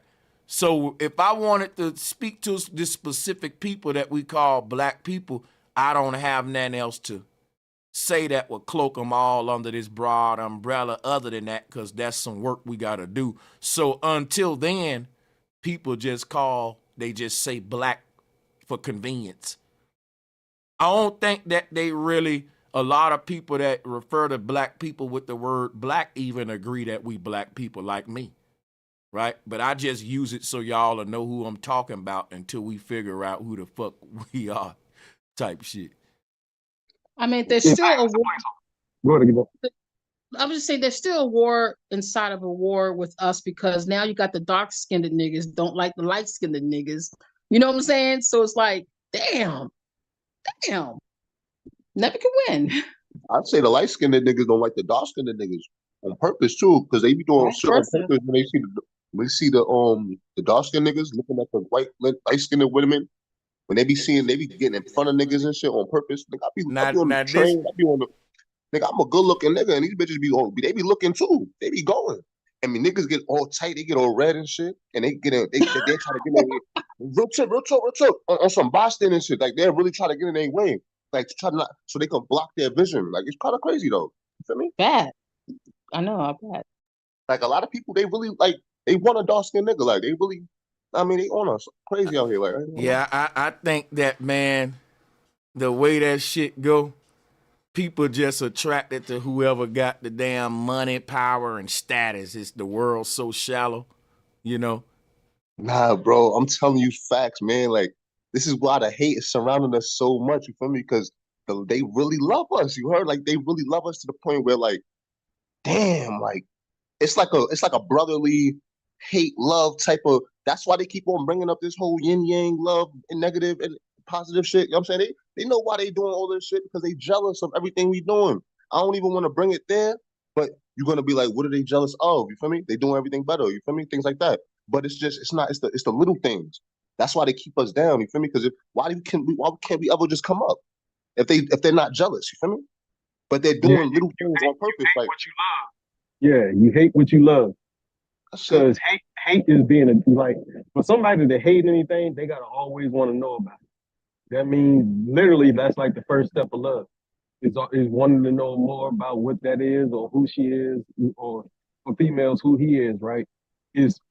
But hate takes the same first step as love. But bro, yeah, that's why these niggas came up. That's why there's a whole history of these niggas, white niggas, being slaves, right? And then as time progressed, look at now. Now these niggas want to emulate us. You got some of them that were black. Some of these niggas smoke weed. Some of them tatted up on their face and shit, scamming. They doing all kinds of crazy. You feel me? I ain't gonna cap. You feel me? So now it's just that you hate what you love, just like me myself just say. You heard? I can't say it the way he's saying it. You feel me? But bro, he on the It's a money. thin line between love and hate. And It's I a think, thin line between love and hate. hey, look, I think that go both ways, though. I think that there are other races of people that hate other groups, and they will emulate what they hate, and that go for not only races but people. Man, I got dudes that's black like me, and they hate me but want to be me at the same time, and they ain't even white. So My thing be, that's just a human trait of a hater, and haters come in all colors, and they often emulate what they hating on, right? So the same thing with black people. I know so many black dudes that'll be like, fuck the white man, fuck the cracker, with a bunch of Louis Vuitton and Gucci on. You emulating what the hell you hating. I get what you're saying, but if you will have a black dude that'll be like, man, fuck the European, but soon as he get rich, he want a Rolls Royce and a European car. He have a European taste for luxury, but he hate the white man, right? So it's the same concept on all sides, is what I would say. But salutes. But salutes, bro. But then you gotta look at the governmental system and societies and other societies before us. Every time they big up something, right? The citizens of that society or the people of that society wants to be whatever they're bigging up. So that's a programming. You feel me? So the black people that was always poor, never really had nothing. They're just looking at what these white people and shit, what they promoted as lit, as good, and they're trying to just emulate that. Like you said, they're emulating, but they being themselves, because when they get into those ranks, we creating the agendas, we're creating the algorithms, we're the ones that they're watching. You know what I'm saying? So when we're doing what they remember, this is the shit they created, bro. Then what is the black taste of luxury? But soon as we get in these situations and we're driving what they created and what they drive, now their eyes is on us. You know what I'm saying? There's something about us that makes us stand out. You know what I'm saying? It's not about the Arab. It ain't about the Indian. It ain't about the, you know what I'm saying? But it's something about let me tell y'all something real quick. Hold on. I'm gonna explain something to you, right? Me, myself, I'm gonna ask you and I'm gonna ask Go Getter. Simple question. Have y'all ever been out of the States? Oh, yes, sir. Yeah. Back, bro. Where you been? So I've been in Chicago, Atlanta. I went to school in Miami. No, wait. No, I'm going to rephrase the question. Have you ever been outside of the United States of America? The United States, bro. I've been to Cuba. Nah. Hold on. I've been to Cuba. I've been to South America. And that's about it. That's about it. Okay, so let me tell y'all. Y'all need to, you got to go to what we call exotic places. You still going to places attached to the land. Now, when I say overseas, hold on, bro. Hold on for a second. It's a reason I use the words, have you been overseas, meaning got in a plane and flew over a major ocean. You've been to different countries, but you never left the Americas. It's a reason, because when you go and see exotic or foreign lands overseas, you will realize one thing. Black people live in a small little fucking area of society where we think is all about us. But I'm going to tell you, the world is so big, there's a such thing called the Eastern world. And bro, put it this way, let me just tell you something. Everywhere people got hip hop culture and urban street culture, black people is either loved or hated in them places overseas. Facts. It's either one or the other. If that place has niggas over there in hip hop, either them people hate it and they trying to get your ass from over there, or they love it and it's a black man's paradise. Now that plays on exactly what we were just saying. That's a love and hate situation. That's the thing. That's the thing. It's a lot of food, right? That if you don't like it, you gonna hate it. It ain't no in between. It ain't like I like it a little bit. It's like anchovies. Either you love them or hate them. Ain't nothing wrong with that. It's like some stuff has such a unique taste that, man, hey, either you gonna like this or trust me, you gonna really hate it. That's like chitlins. If you don't like chitlins, you hate them. You don't even want to smell them. If you don't like cigarettes, you tend to hate them, get from around me smoking them. I don't really blame a person for that. That's fine. Yeah, because that's like saying that it's poison to your body, which it is. But we aren't. We aren't a poison to this earth at all. You know what I'm saying? But you can be. We can be though. Listen. I'm saying no. But we aren't though. But what I was saying though, if a bunch of black men move, I'm a white man, right? I live in a rural area, ain't no black folks there, it's very quiet. All of a sudden over 10 years, is big rims, loud music, shootouts, gang violence, graffiti, and all this shit right over time, right? A black person may say, man, you trying to move away from me like I'm a disease or something. And they literally see you like a disease that's spreading. I'm trying to wake you up. You hit it on the head. But your problem is I got to let you know that you said it right. Like we ain't no disease. In your mind, you ain't. I agree with you. I'm a black man. We got problems like everybody else. The problem is a disease for one group may be a cure for another one. So it's like to each his own. So yeah, I'm not a disease to my damn self, but to some group though, you're a disease spreading to them. This is a great example. I like what you just said, but let me just use this terminology. That's like Brazilians, because everybody know that. But if you know, Brazilians don't like black people. That's a fact. But they're dark skinned themselves, and you know what type of crime that go on in Brazil? It's outlandish. You feel me? But when black people come over there, they don't want us around. They act a certain way. I'm talking about black people of America. I got you. Know what I'm saying? Oh yeah. So you feel me? That's all I'm saying, bro. You know why though? Because how they want to do it. So they have the same shit going on in their communities. That's where I'm trying to go with this. I might have not made that my point, but you feel me? They have the same shit going on in their communities, bro.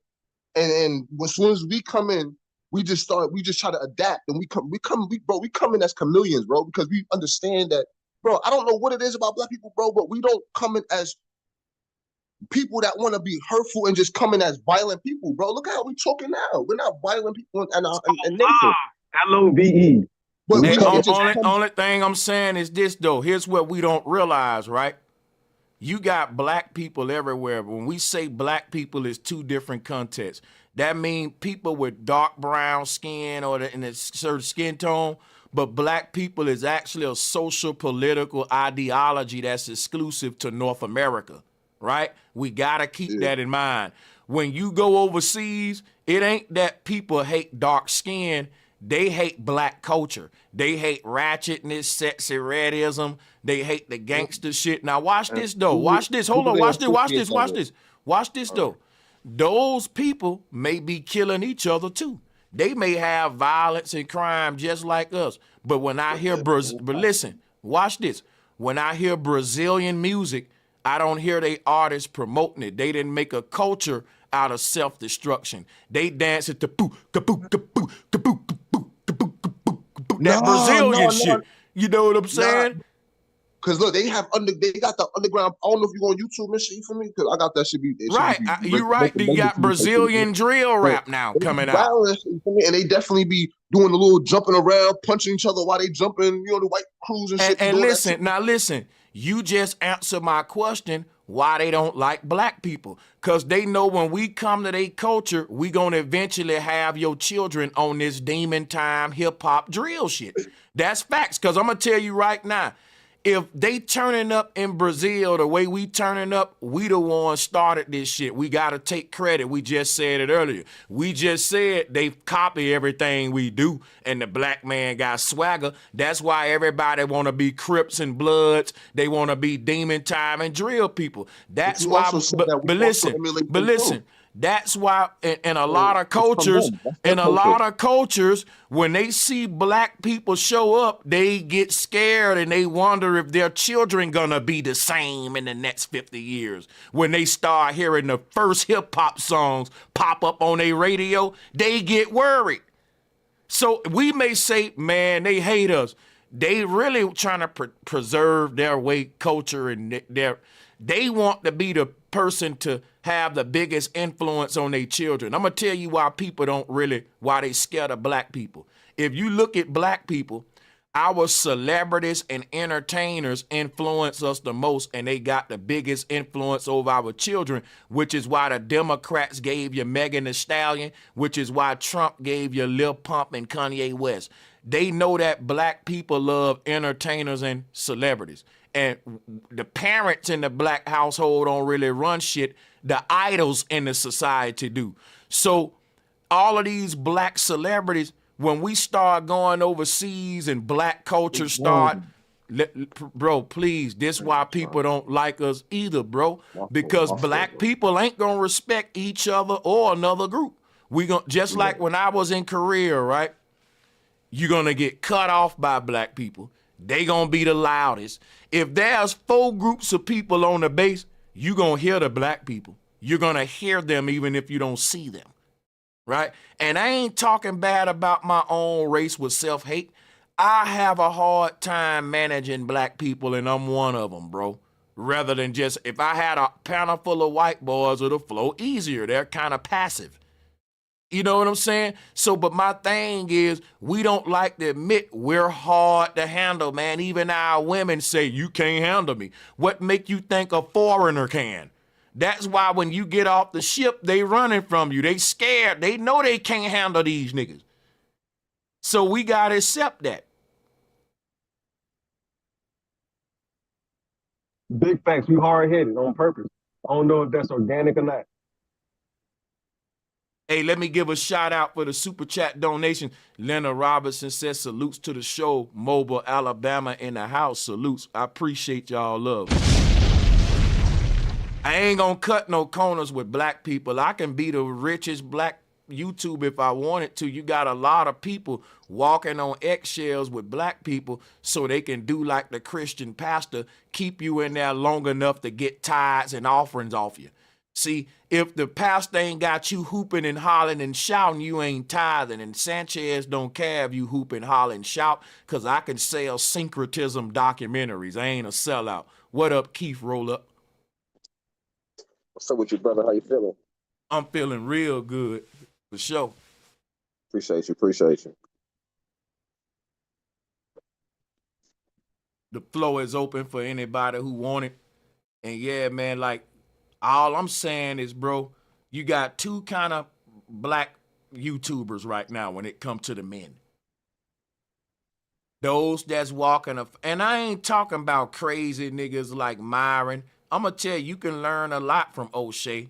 And one thing, he make a lot of content that will give young brothers a lot of game to walk in a good path, to create the path of least resistance. He ain't telling you nothing wrong. I'm not going to sit here and tell you that when it comes to the O'Shea and Tommy beef. I'm not taking those sides, but I am being an instigator because I want them 2 brothers to sit down. And I know that O'Shea probably wouldn't like what I'm doing because he probably not interested in talking to Tommy. But like Tommy said, but you interested in making videos, about the man. And when I see him, I say, you know what? If O'Shea reached out to Tommy, Tommy would respond. It'll be excellent content. It'll show that 2 brothers don't always got to agree, but they can come together, give the people a good, exchange. And then you go your way, I go mine. But what happens is, if a brother don't want to come and hash it out like men, it's because he's lacing his pocket using me as a popular topic to make videos off of. And one thing about it is, you got a lot of black content creators, they hit the jackpot. If you making videos bashing Tommy, them getting views, man. I see it all the time. And I be like, damn, why is everybody going after this one man when there's other people doing worse? And I will see people big up people that's worse than Tommy. Like, people will be like, I love Myron. Yeah, but fuck Tommy, he was a coon. And I'm like, wait a minute. You do know that Tommy and Myron is tight and they both say the same shit, right? It's weird with black people, and I'm like, damn, right? Like, it's crazy, you know what I'm saying? Because I got a question. It's a lot of YouTubers, like the Poetic Flacco. I'm subscribed to him. He say everything Thomas. He even called black people Neanderthals. That's calling you a monkey, bro. You know what a Neanderthal is? If a white man call you a monkey, you will be mad. So I'm just saying now, it ain't me defending Tommy. It's me saying we got to quit being wusses and learn how to talk to each other as men and get out of these little echo chambers dividing up the community. And men ought to demand that from the content creators. Look, men ought to go with these rules. If you mention that man 3 times, you need to talk to him face to face. If you got a son that you raising and you ain't teaching that and you round on this YouTube following celebrity gossipers that ain't moving like men, you part of the fucking problem. Yeah, we in a digital space, but we can still do real man shit. See, because look, if I was making videos about Tommy and it was making my YouTube channel money, I wouldn't want to sit down with him man to man. Because if I sit down with him man to man, we gonna hash it out. And now I can't make no more videos about him. Damn, I just lost a stream of income. So guess how you would move on YouTube if you was in it for the money? You would move unmanly. Because men know if you on my mind enough, me myself, where I'm making edited documentary videos about you with slideshow pictures and I gotta look up your images and photos and put it in a program and edit it, I need to talk to you and call you, brother. Now we need to come and talk. You feel me, man? Shit.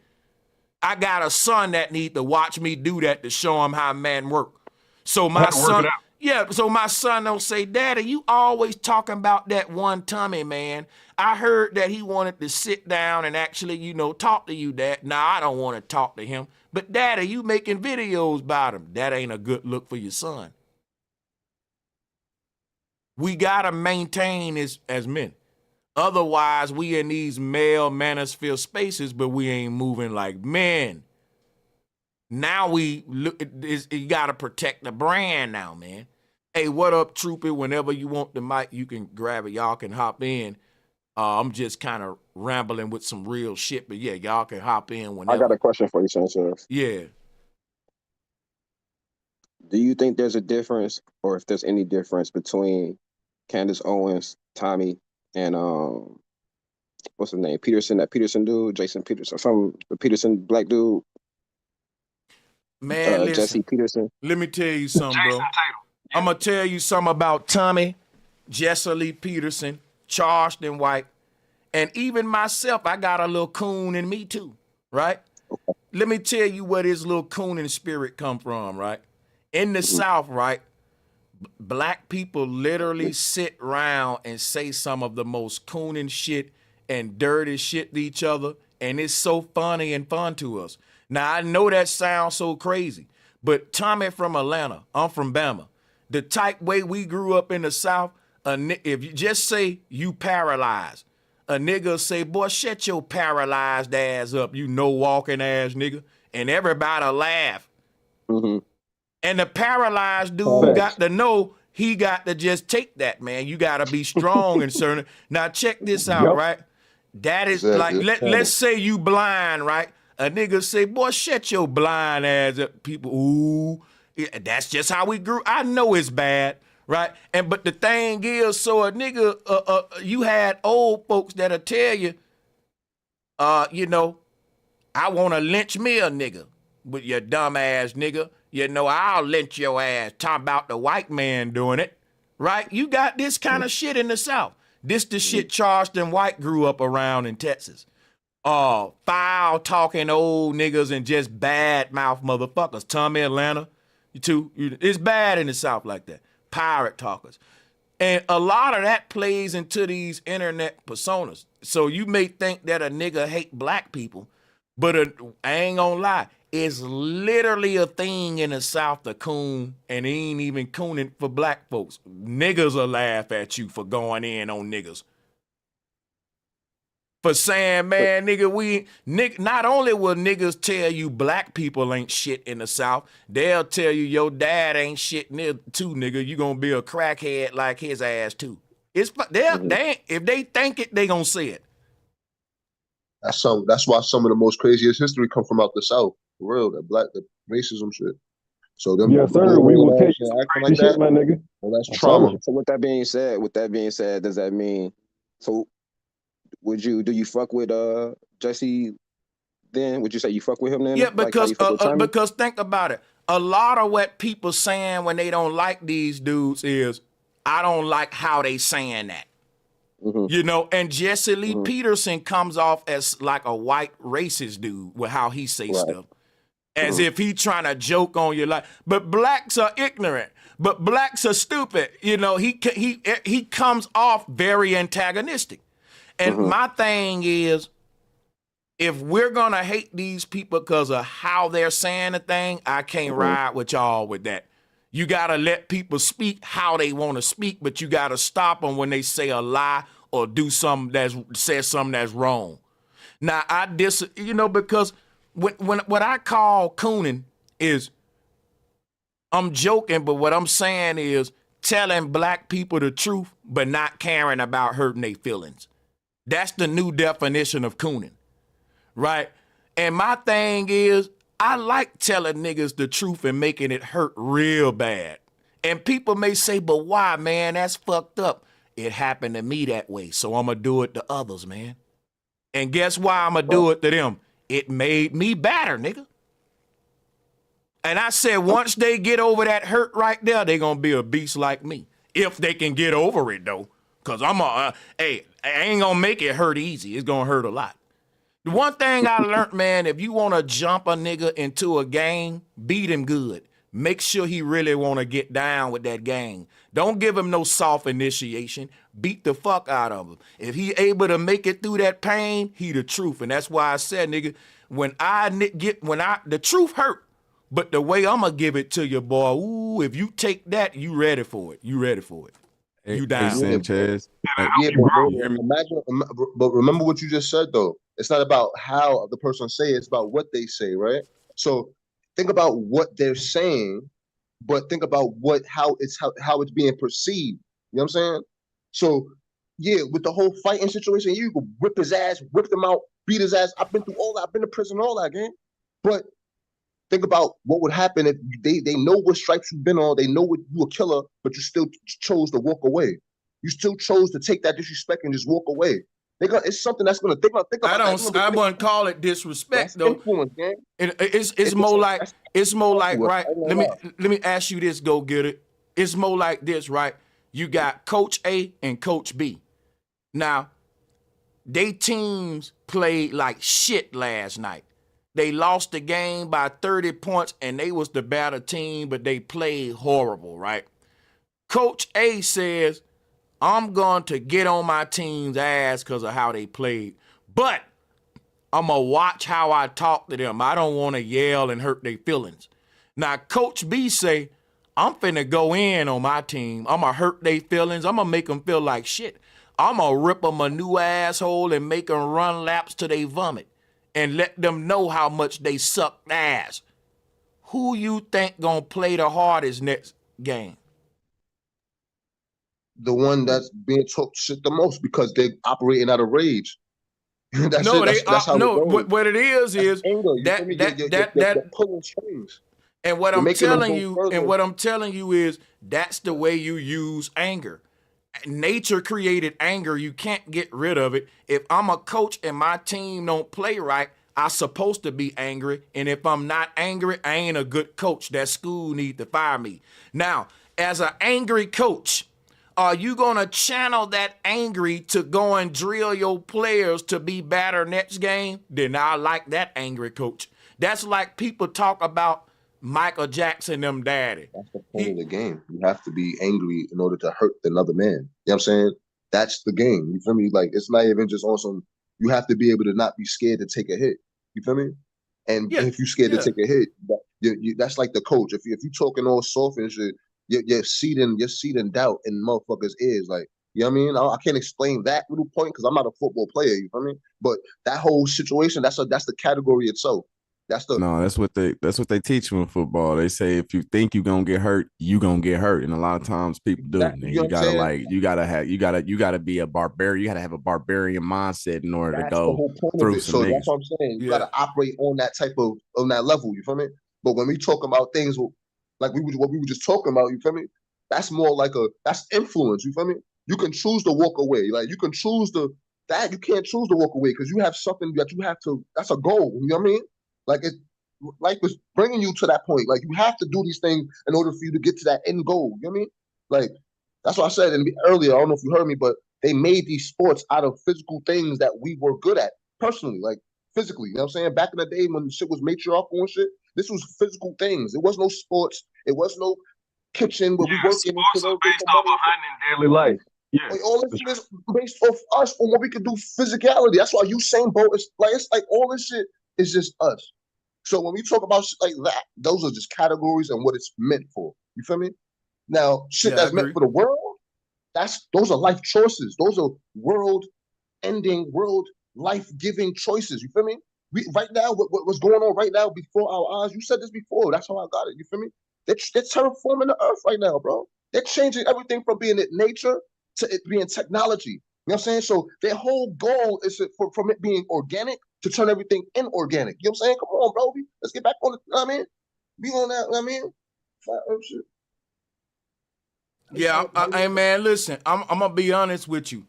When I get back on that, I'm gonna get back on it hard. I'm damn near writing a book and working on a whole docu series, and but yeah, in the meantime, though, it's just kind of just creating an atmosphere where people can discuss various topics. These were some on my But list. all of this that we talk about is correlating, though. We don't even know that we're talking about, but it correlates with each other. Everything that we speak about, it just correlates because that's the mind dominant. They want us to stay stagnant while their world is crazy, man. It's like I have so much shit up here that sometimes We know that everything is everything. The people know that everything is everything. Yeah. And we getting back to it. Hey, you think somebody like Candace Owens is like an infiltrator to the community or just the black community, or like not at all? Because I've been watching her a lot lately, and she be saying some of the shit that you was saying, like especially with like the Baphomet shit. She started talking about the Baphomet and the Jews and all type of other shit, nigga. And I was like, huh, it just sounded like some shit you had already said She sound like years ago, though. She sound Candace Owens, for the most part, if you not really know who she is, you would think she just a woke sister who know what's going on in anti-establishment for real. She make a lot of woke people like, and not the other woke culture, but you know, woke, our woke, like conscious, if you will. But yeah, she say a lot of anti-Semitic stuff. She say a lot of anti-government stuff. But here's the thing: you turn around and push and promote Trump. You got to look at that, right? And she married to a Jewish guy at the same time, even though she talk a lot, she be going after rabbis and shit. But it's like at the same time you married to one, so it's like, and then at the same time she be like kind of playing dumb as if she just discovered some shit yesterday. When it's like, why you acting like you just discovering some shit when you married to a nigga though? You know what I mean? They're fucking actors, bro. Cause think about it. The whole while Kanye West was on his anti-Semitic rants, she was right there with him while sleeping with that Jewish man. And people think that is real, man. They think, they think this shit's really real. These people is like, they sleeping with the enemy, but see, they keeping you docile by making you think that they don't think about why Candace Owens is so dangerous and why Trump is so dangerous. These is the black conservative movement, the current MAGA movement as it stands. Why it's so dangerous? It's because it haven't been a political party or presence before this one that it just haven't been a party like this that basically got the people to think that they was for us this much. And I think that's because of podcasting, bro. I've never seen a political campaign that hit so many podcasts and then regular niggas. Like, how are you niggas getting presidential access like this? You know what I mean? Yeah, man. I'm like Nelk Boys. I don't know if you know who the Nelk Boys is, but them niggas from Canada, them niggas got Trump, got to fly on a jet and shit. They got like 4 interviews with Trump. All of this is the new world order shit. I've been telling folks for a long time that the top podcasters on all these sites are implants. People arguing you down and talking about black struggle YouTubers ain't doing the right thing. Bro, they demonetizing channels and Mr. B still monetizing that man a scammer. Watch how crazy this is, right? The top YouTubers, the algorithm, now we say that it's industry plants in the music game. But when you tell niggas that it's industry plants on YouTube and all of these social media areas, they think you crazy, man. And Bro, Sanchez, they know the yeah, truth, bro. They know the truth. I'm not even gonna lie. They know exactly what you're just saying. They actually know. They just like you just said. They playing crazy. Look at. Can you screen share what I just sent you? It's a I shared a it's in the chat. yeah, I got you. Let me share it real quick. It's crazy, man, This is because something that look. This was Congress. It was a meeting in Congress 2 days ago. You heard about some shit in the ocean that they were speaking about. You feel me? So they definitely talking about all that conspiracy shit and all that, but they hiding it from the people type shit. You feel me? But I just want you to. I just want you to with the white chick with the brunette, the black hair, and she was asking them dudes, "Hey, do you know about this? Are we using this for that?" They reverse engineering. They was like, "We can't answer yet." Yeah, bro, my bad. I think you know, this is some shit that happened 2 days ago, bro. They said that experts found unidentified objects in the ocean, you heard? And it was moving as if it was like a torpedo and shit. You feel me? This isn't no alien shit. This isn't no shit coming from. Remember, they already know that we know that we're in the firmament now. They know that this is flat Earth. You feel me? But now they talking about how the shit is coming from in the water. Like, you know what I mean? It's some shit going on in the water. Well, That's all I want the thing to say. is, always. The thing is, over 10 years ago, they came up with the concept of USOs, which was unidentified submerged objects. And that's been a thing for a long time. So people may just now getting a whiff of it, but I'm a nerd. I've been around a minute. But what you gotta realize is the same technology we see in the sky is the same technology they using under the ocean. Hitler called it the Vimana. It's Vimana technology. These vehicles can phase in and out of physical reality. They can reach, like you ever saw the Star Trek? The Star Trek will reach a certain speed and it'll just warp and teleport to another location. Yep. We got that technology. We got technology that don't create no propulsion tail behind it, and it can move left or right in a 90-degree angle in a split second with no resistance to the people inside of it. We had that in the 40s. Hitler was talking about it. Tesla was talking about it. A lot of this stuff you see in the sky, this is technology where these people are fighting a spiritual warfare against an advanced ancient world that we ain't even privy to. What if I told you I'm in Nevada right now, right? When I go outside at 3 a.m. and shit, and I look up at the sky, bro, it is so much fucking activity going on. It's shit shooting everywhere. Zipping here, zipping there. It is way more stars in the sky than what we see, man. You know, but the thing is this. There's a whole nother layer of reality happening above our heads, or what the Bible call a war in the heavens, as above, so below. The people, what we call the spiritual warfare, is the fact that there's a whole invisible reality of advanced technology that we ain't hooked to as dumbed down people in the regular society, but it's hidden right in our face. And they'll tell you, oh, that was a shooting star. Actually, that probably was a military Vimana, this advanced aircraft that the Air Force got, the Space Force got, and they're using it to do battle with ancient advanced societies that's been on the earth, a lot of them fighting on you and my behalf. So when people talk about divine intervention, ain't no divine intervention other than your ancestors.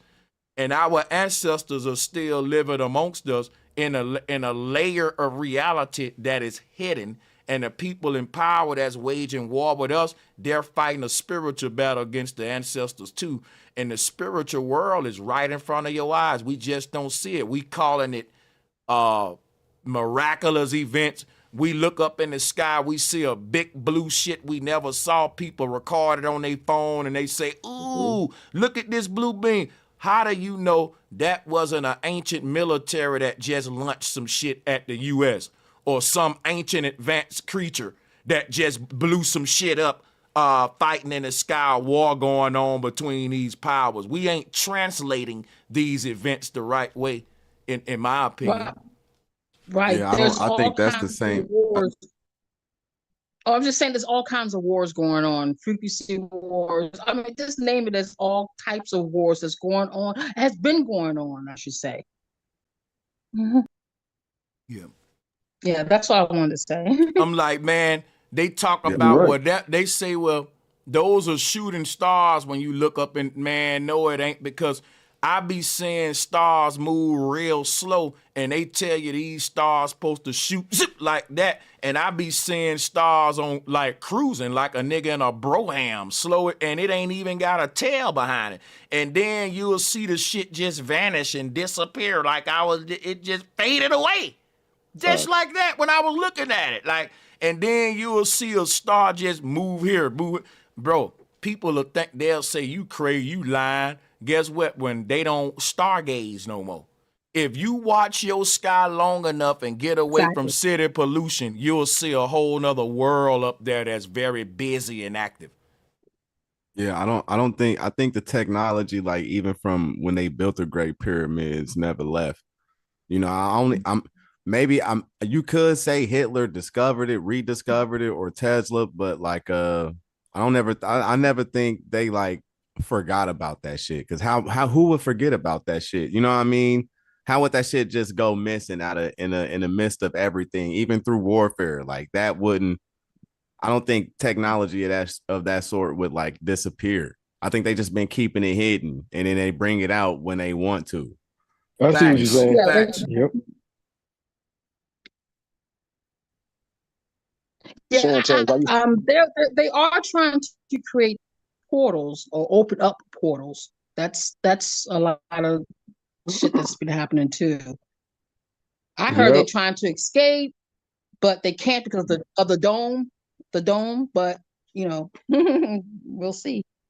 That's true. And Keith Roll Up was trying to say something. bro Sanchez, are you familiar with Ezekiel's will? Uh, do you think that's like when I used to read the Bible, when I first came across that, that was the first time I actually thought like this sounds like technology. You know what I'm saying? So do you think that's kind of like maybe stemming from that time or something like that? Ezekiel's will is the CERN wheel. Because it described a craft or something like that, like being able to move from Yeah. one point to another Vimana. point. You know what I'm saying? Vimana, and that's like Vimana and CERN is the same sort of similar technology. You know what I'm Gotcha. saying? Okay. Because they both can. Vimanas are vehicles that the Hindus said they are able to allow humans to time travel. So think like Star Trek, right? Mhm. When the Enterprise is at a certain speed, and then it can get so fast it'll warp and it'll time travel. That's a form of time travel. You know what I'm saying? Teleporting, what you call. Because if you was traveling through space, you time traveling the way they teach it to you. But the thing is this right here though. With Vimana technology, these things can phase in and out of different layers of reality. Imagine a vehicle that don't just move from point A to point B, it move to point C and D too. So there are other dimensions to our reality beyond the visible spectrum. And we have vehicles that can move you around our particular layer of reality and take you beyond it too. Those are the most advanced vehicles known to man. They are called Hindu Vimanas. This is the most advanced vehicle a man can build. And what CERN does though, without leaving the ground or being a vehicle, it simply stirs up the ether and creates a big vortex and portal where we're basically now drilling through to the other side to pierce through the veil. That makes sense.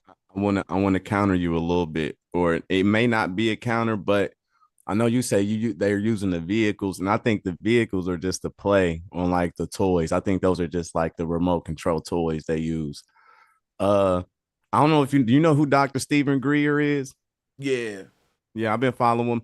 I was following him before I started following you in 2016, and when I was on house arrest and shit, because I used to believe in outer space, and that's why I used to follow you. But anyway, this nigga just dropped he just dropped a whole little thing on another disclosure thing just a few days ago. He got a couple episodes for previews, and he says exactly what the fuck you've been saying lately, where he explains how a light year works, and he tells you even moving at the speed of light, it'll take you 1,000 years to get to Andromeda because there's so many light years away.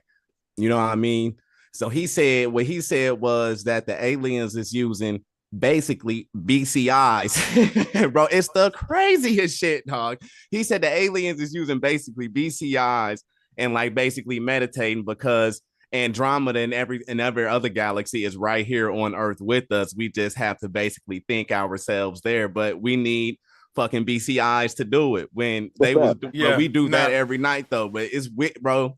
You see how it's the same shit you've been saying though. But you know what? This has been let me respond real quick. This has been a common trend with my career.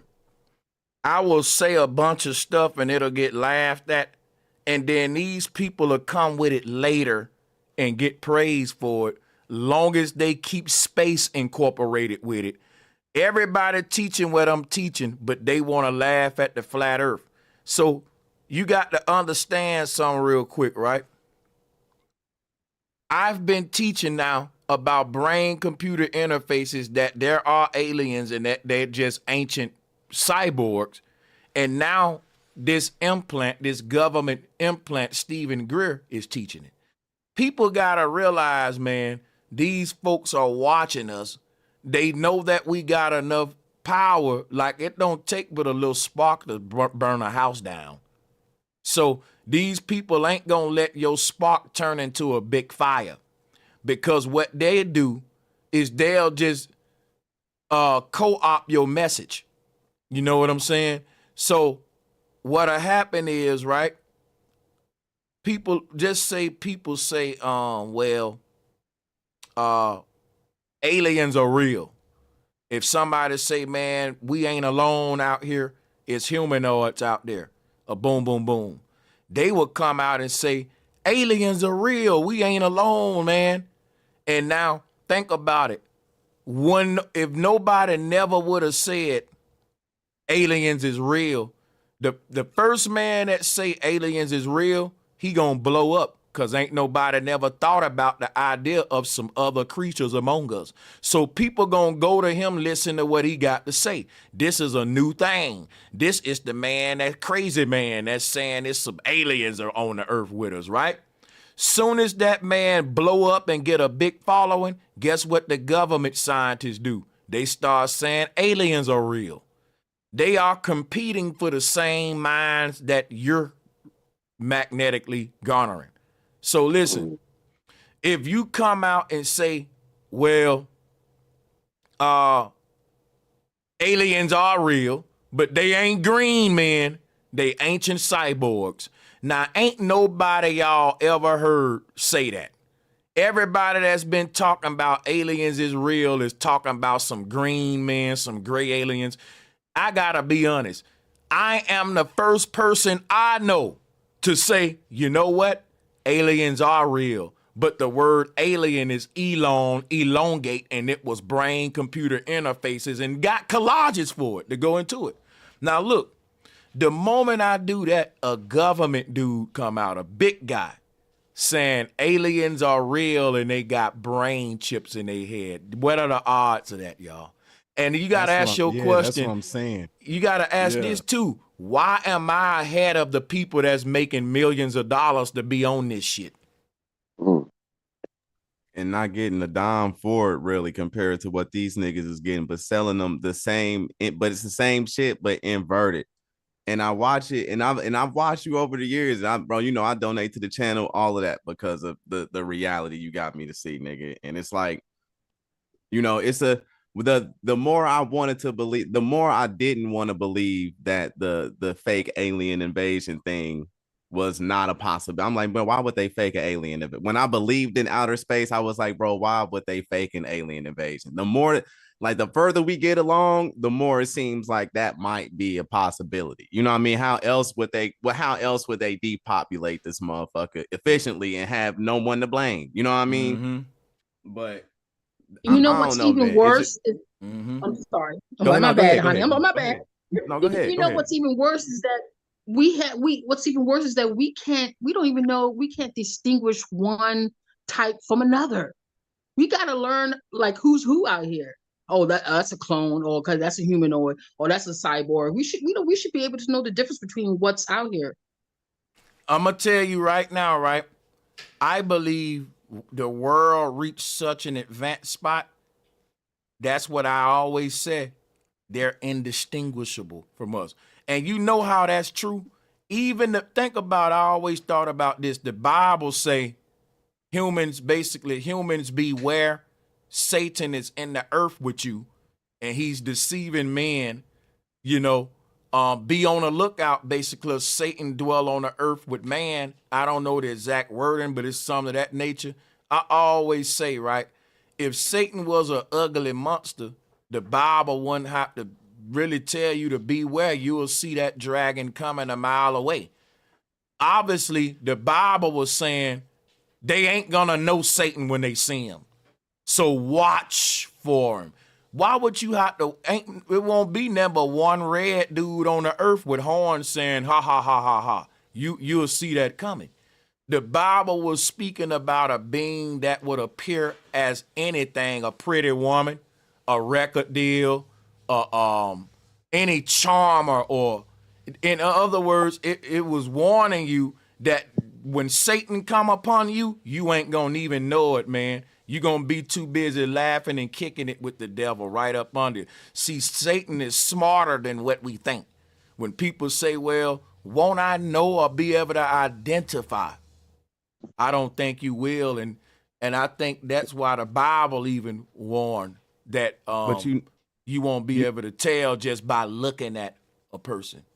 And you know what's crazy? I didn't mean to cut you off, but now that you say all of that, they've been coming out recently with more UFO shit, and I didn't even know they was doing this, but they are openly admitting that they using taxpayer dollars, bro, to look for these unidentified flying objects. Like there's a task force, and they've been using taxpayer dollars for years to like go Easy research money. these UFOs when they the ones making them. So it's almost Right. like we giving them the consent to do everything. You know what I mean? We so Yeah, but dumb. they know what's here. They know what's here. They know what's here. We so dumb, man.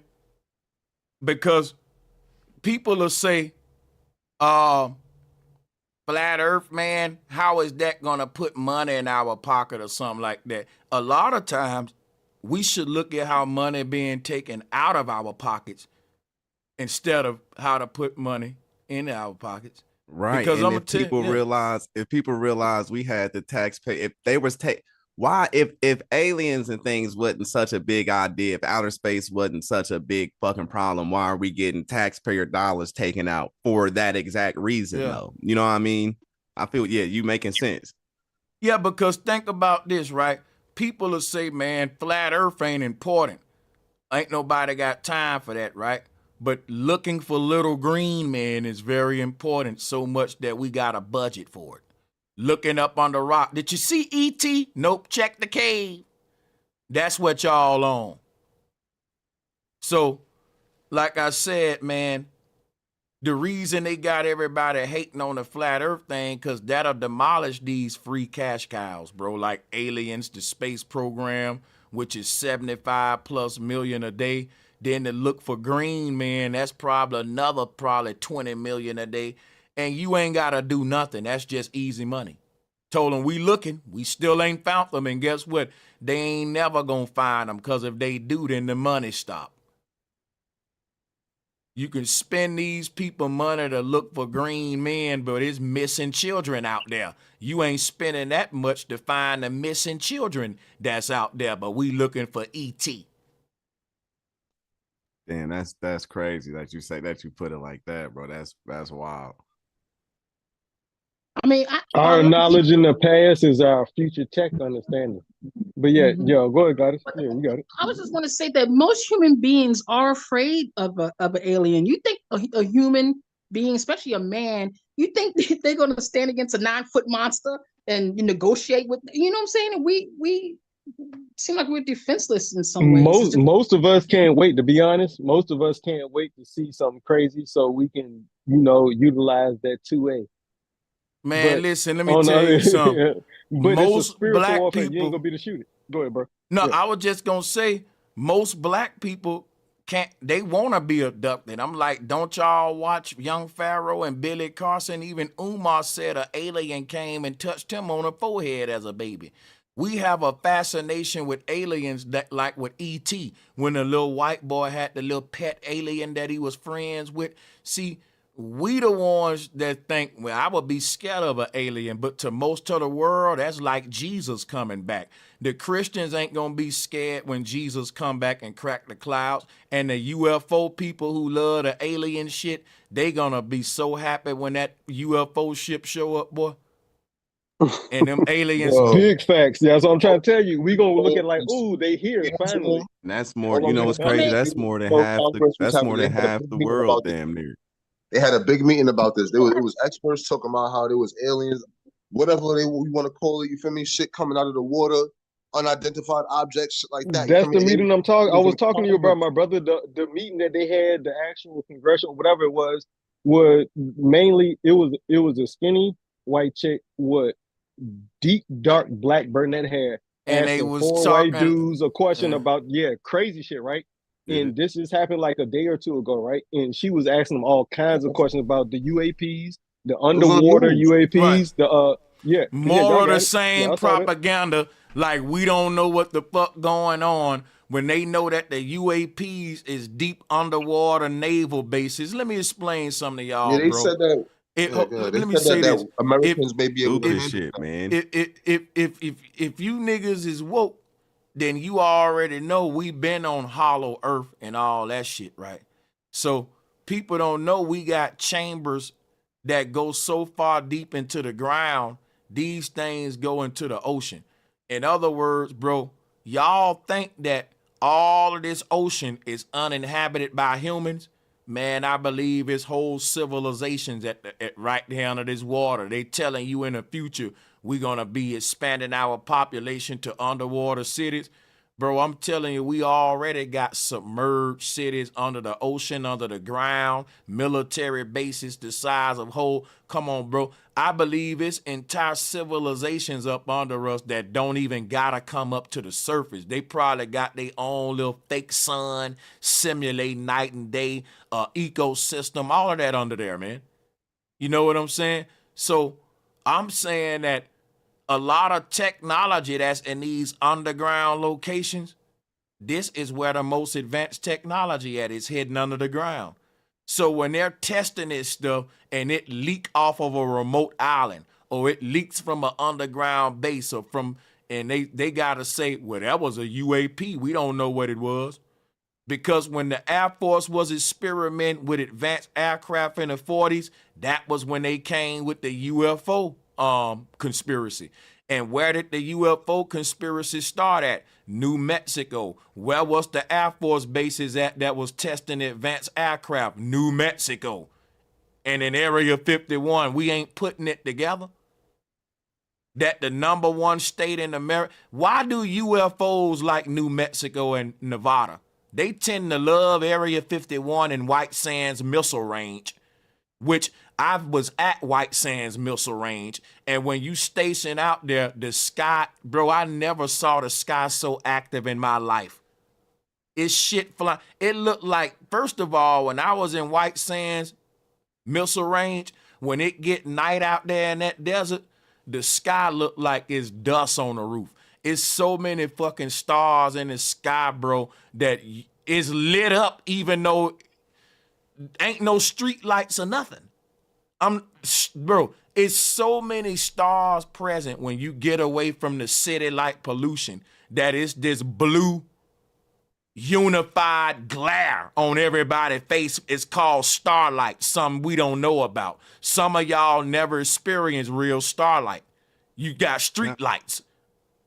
Now, can I ask you something? But I can go on and on about White Sands and New Mexico and the alien conspiracy. But yeah, you got it. I don't know. I feel like when and not to pick at you, but I'm a kind of pick at you just a little bit because I don't know, you one of my biggest teachers in this field.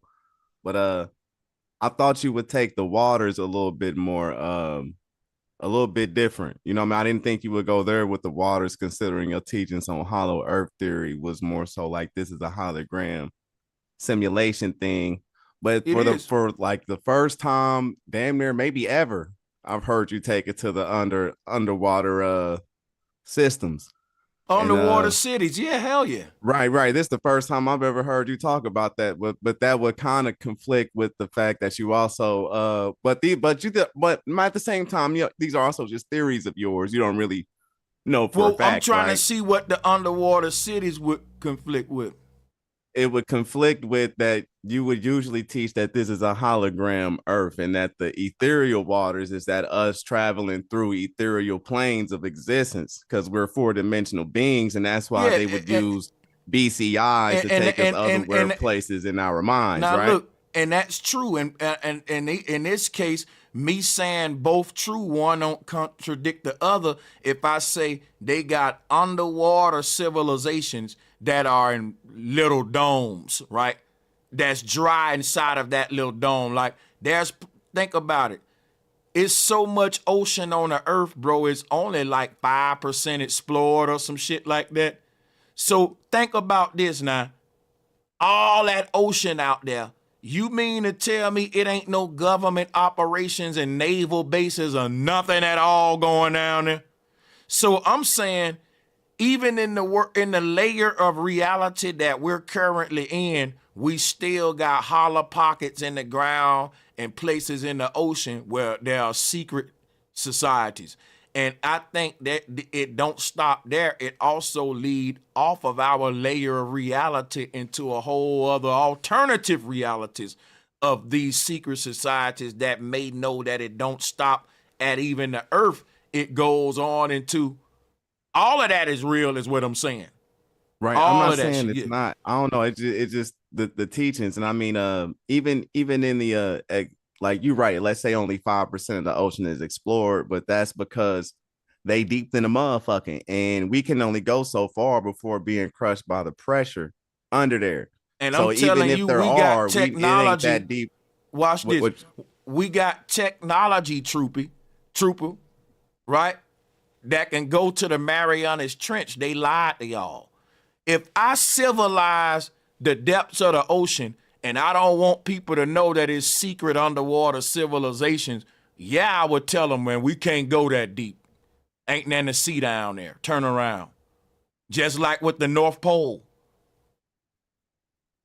That's more validity to my point that you're hiding something, because check this out, right? Either one, you just can't go that deep and you telling me the truth, or number two, you telling me another lie again and I ain't figured out what the hell you hiding down there yet. Because I'm going to tell you, if you can take a nigga's soul out his body, I believe you can go to the fucking bottom of the ocean now. And now I got to ask myself, why you lying to me about it now? Right. Okay, you're right there. All right, I'm with you right there. You're right there.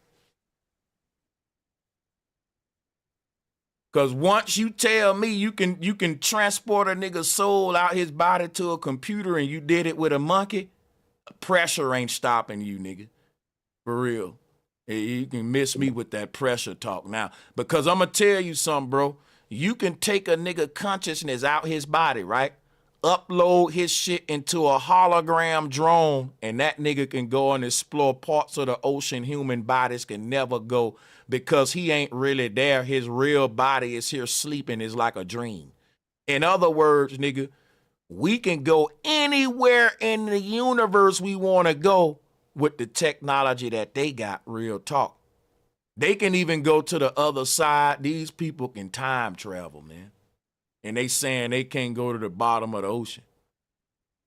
But these conversations ain't for everybody. I'm going to tell you that now. I know they for us, though. But to the people in the chat that's like, where did the conversation go? Yeah, we kind of moved somewhere else. But yeah, we off topic like a motherfucker. So, but what I am going to do, though, right? I'm going to shut down and start scheduling some streams so we can come back and chop it up some more. And I'm going to get up off of here and take a break and get up, stop staring at this screen for a minute, for sure. Hey, bro, let me say one more thing before y'all go. Because I've been praying that I gain back my understanding. The CERN machine, it's a few seconds. The CERN machine, when they shoot those photons around, the other astrophysicists I just watched, right, they had a part in actually building the CERN. which is like a crazy amount of kilometers. When you shoot around light, which we are based in, when you shoot light around 9.99999, I think like 5 nines or 6 nines, right? They said that the distance shrinks, and that's what warp drive is. And he was like, literally, we're shrinking the space it takes here on Earth to get somewhere else with what light is. Now, guess what? Yeah. All of the jargon that you use to explain that with, it's the reason why we will never fully understand the spiritual complications of what CERN is doing. And you will never figure it out using the terminology that you just had right then. I got to respond when you're done. Hold on. And I'm finna simplify in a way. And I know what I'm saying true, right? Because we haven't figured it out. Black people still lost on what's going on with CERN. And I'm finna show you why. We got to learn how to break stuff down in the layman terms for our people. We're trying to use the enemy's language to explain stuff we invented with our own spiritual language. Now we want to sound smart and talk like them when they get behind closed doors, they talking like our ancestors, and they creating all them big words to throw you off and to keep you from really understanding what's going on. You see what I'm saying? Now watch this. Let me show you how simple CERN is in just a little demonstration. Watch this.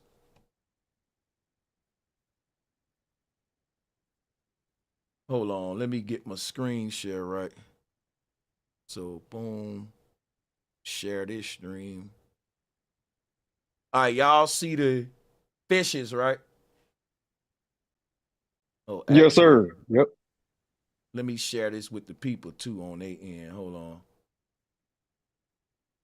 No, go ahead, brother. You got it. Yeah, we want to keep you here. I'm Y'all gonna keep sparking arguments. I got you. Go ahead. Watch this. So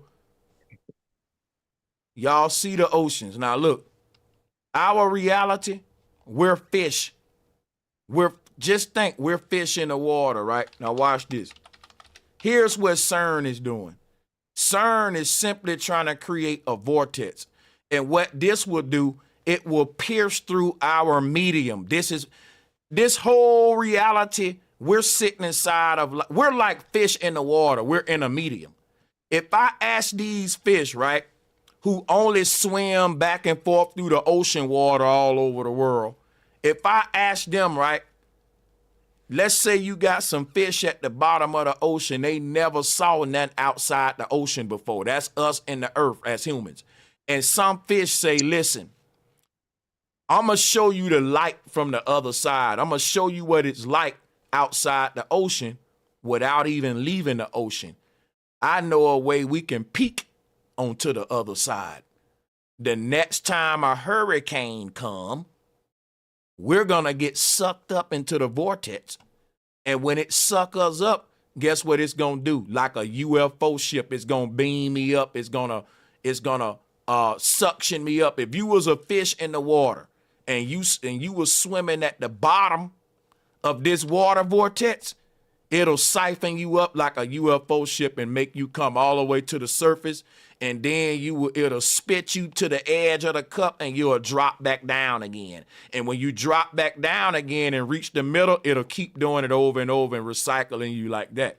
So look, if you was a fish that was trapped in this cup forever and you wanted to see the top of the water, but you couldn't swim up there, right? You separated by pressure layer, right? The only time you will be able to peek at the top is when a hurricane comes. You can look through this funnel and literally see the light from the other side that you would never see. So what is CERN doing, right? Let me show you the logo for CERN. And the word CERN comes from the word churn, which means to stir something. So CERN is a vortex. This is the modern day swastika, sits. And it means to stir up the ether. When we see the witches stirring up the brew pot to connect with the other side, let me show you what CERN is, right? CERN is the Nazi swastika, or what they call the feminazi spiral, because what Hitler was teaching was spiral science, and he got fucking demonized for it because they don't want you to know the truth. Yes, people, this is the swastika. How are you so scared of the spiral of life that we went to World War II? You know why? Because when you study this, it'll show you how to make a Tesla coil. Because just the way you see that spiral in motion take place, Tesla took that and guess what he did? He started spiraling that copper around the pole and doing just what, see the Nazi and Fibonacci spiral comes from Germany, the Nazis. This was their symbol. We call it the swastika. Fibonacci knows the same secrets. Now, what we need to realize too, before I go, is that we're fish in the water, and we can pierce through the veil of our reality if we can simply stir up the ocean.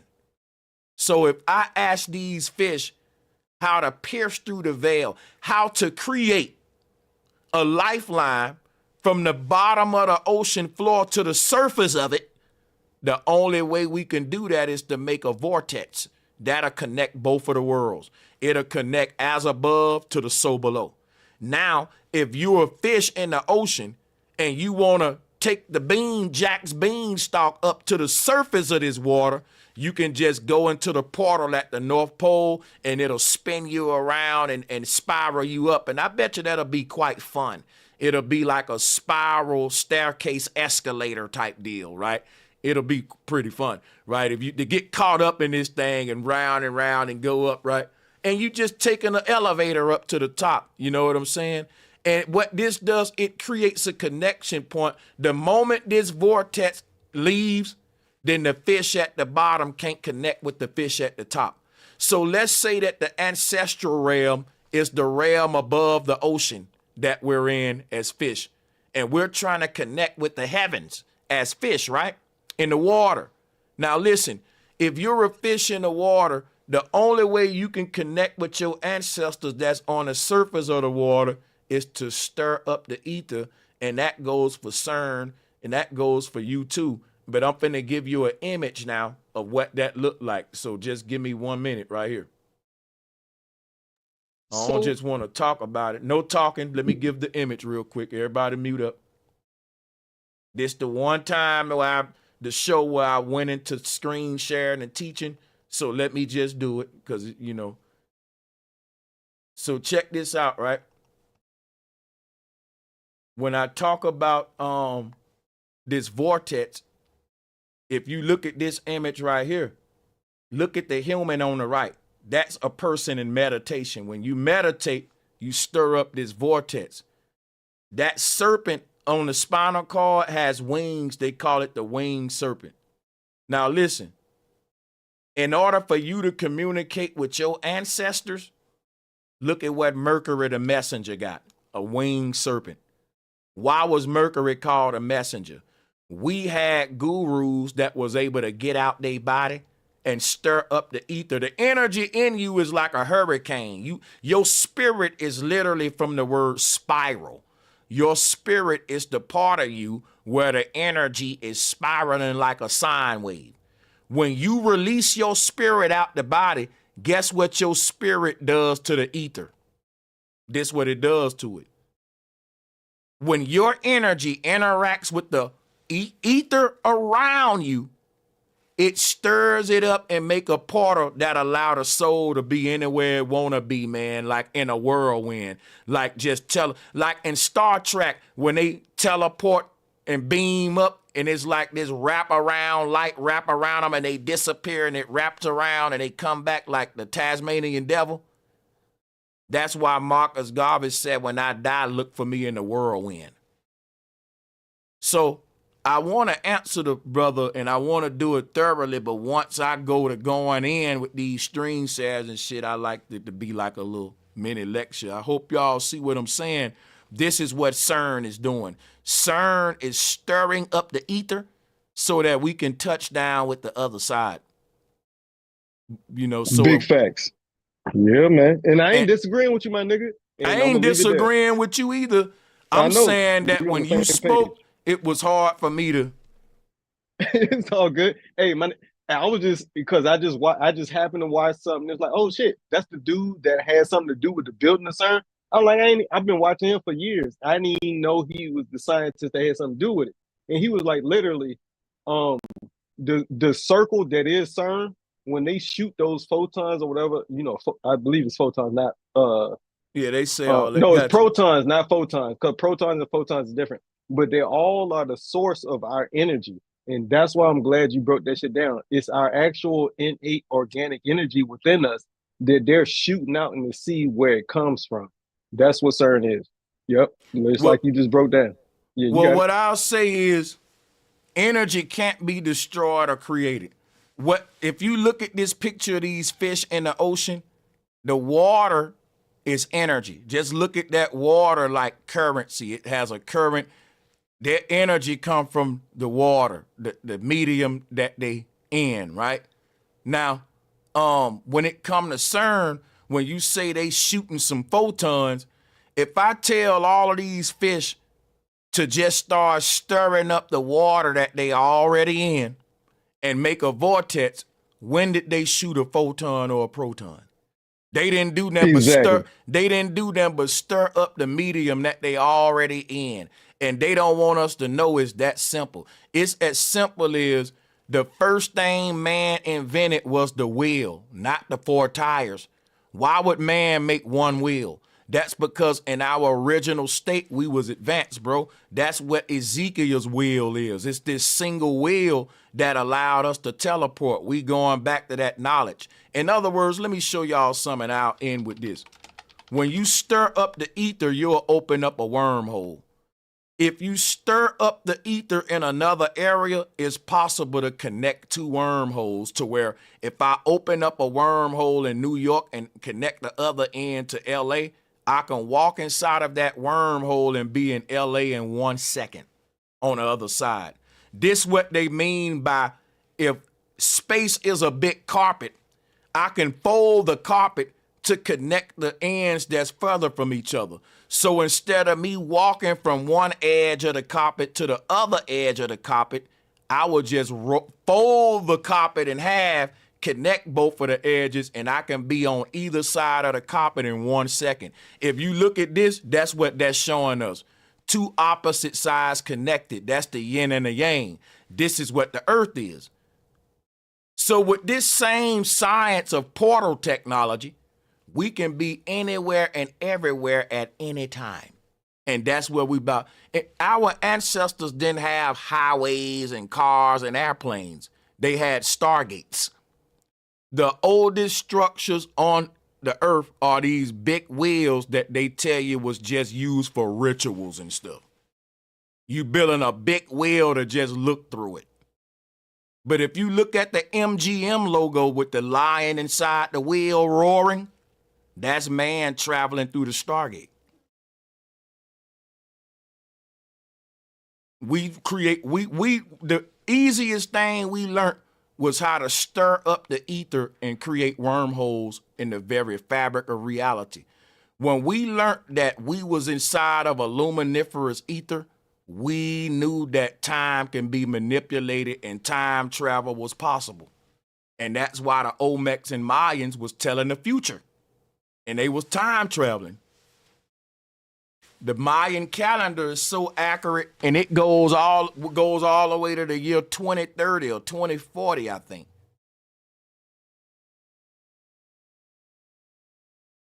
So Absolutely, it do. Yes, sir.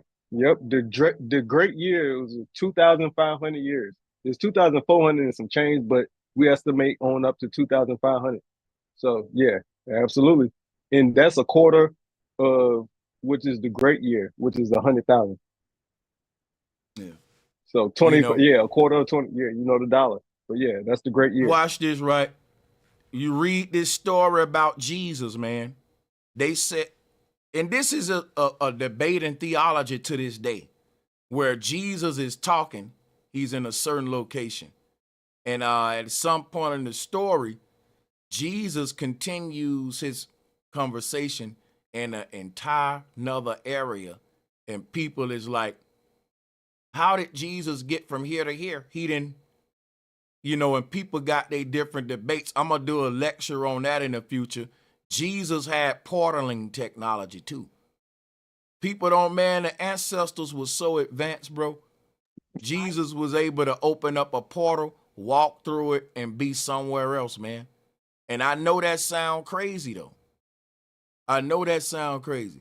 But check this out. This is technology that's coming back to the earth. Once we understand the final state of matter of all states of matter, meaning solid, liquid, and gas, is light. That's why I said we're in a holographic simulation. Because the final state of matter is light. We're in a hologram. And so everything in this hologram is light turning into solid, liquid, and gas. When it can't no longer hold its form of solid, liquid, and gas, it got to go back to its true form, which is light. And that's what you gonna do too when you die. See, solid, liquid, and gas is Father, Son, Holy Ghost, this false holy trinity that's keeping the earth realm going. Those three states of matter are the ones that govern the lowest realms. The final state of matter after those is light. Once you make it to that state and transform into light and have this outer body, this unveiling, and that's what they trying to harvest souls with BCIs and trap them here, promising them immortality when the soul in you is immortal once it get free. And they don't want it free because they trying to use you as a battery.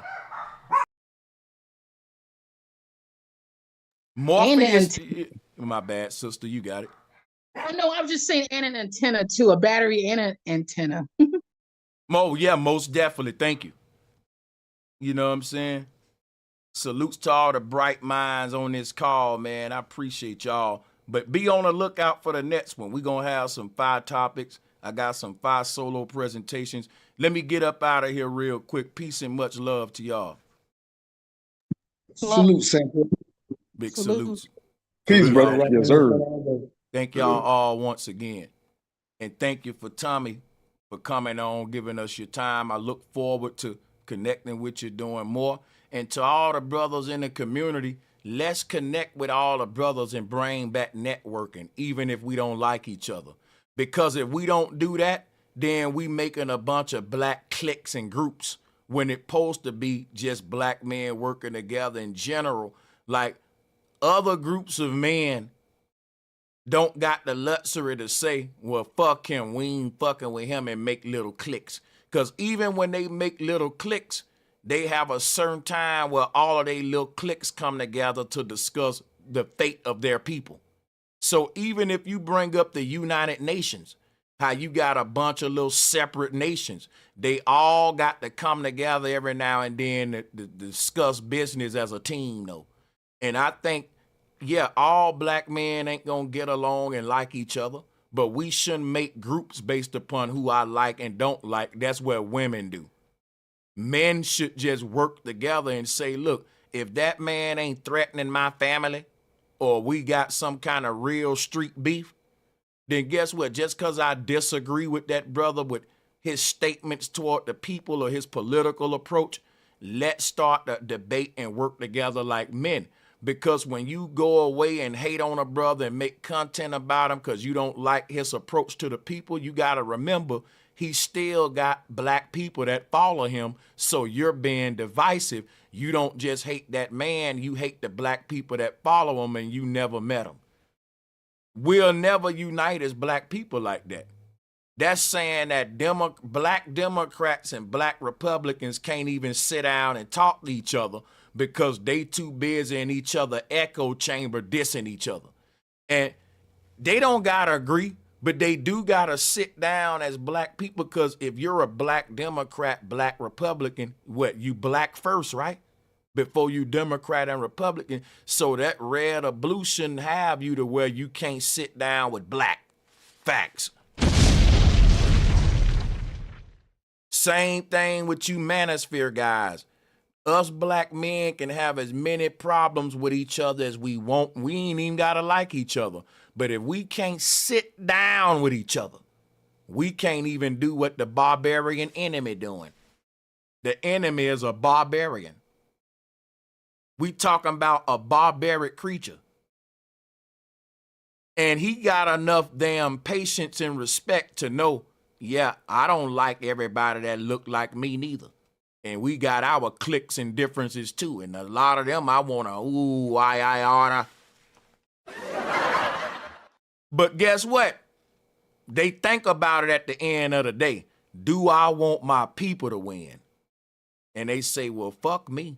I don't like this dude, but we got a meeting today, man. My people, the brothers in my community got a meeting. And it's going to be some of this brother's fans there. It's going to be some red pill dudes there, some blue pill dudes there. It's going to be some Democrats and Republicans. And can't nobody say, I ain't dealing with him because he don't got my ideology. Well, you just a cult and a religion, and you put that before your people then.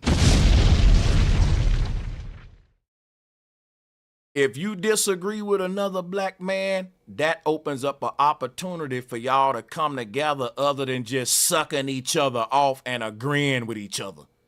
And as black men, we gotta give up this cancel culture. That's women, that's feminine stuff. No black man should be participating in cancel culture because cancel culture was created by feminists. Peace and much love. Be a man. We ain't got to counsel nobody. Either beat them up or go home, nigga.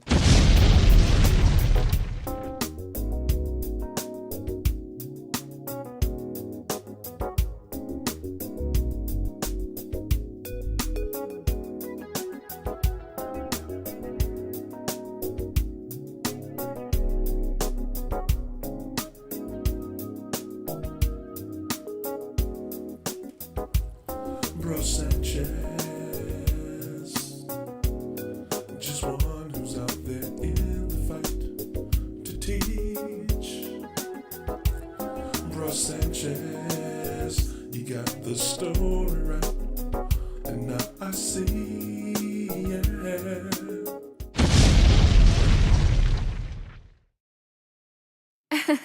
Sánchez cocinando.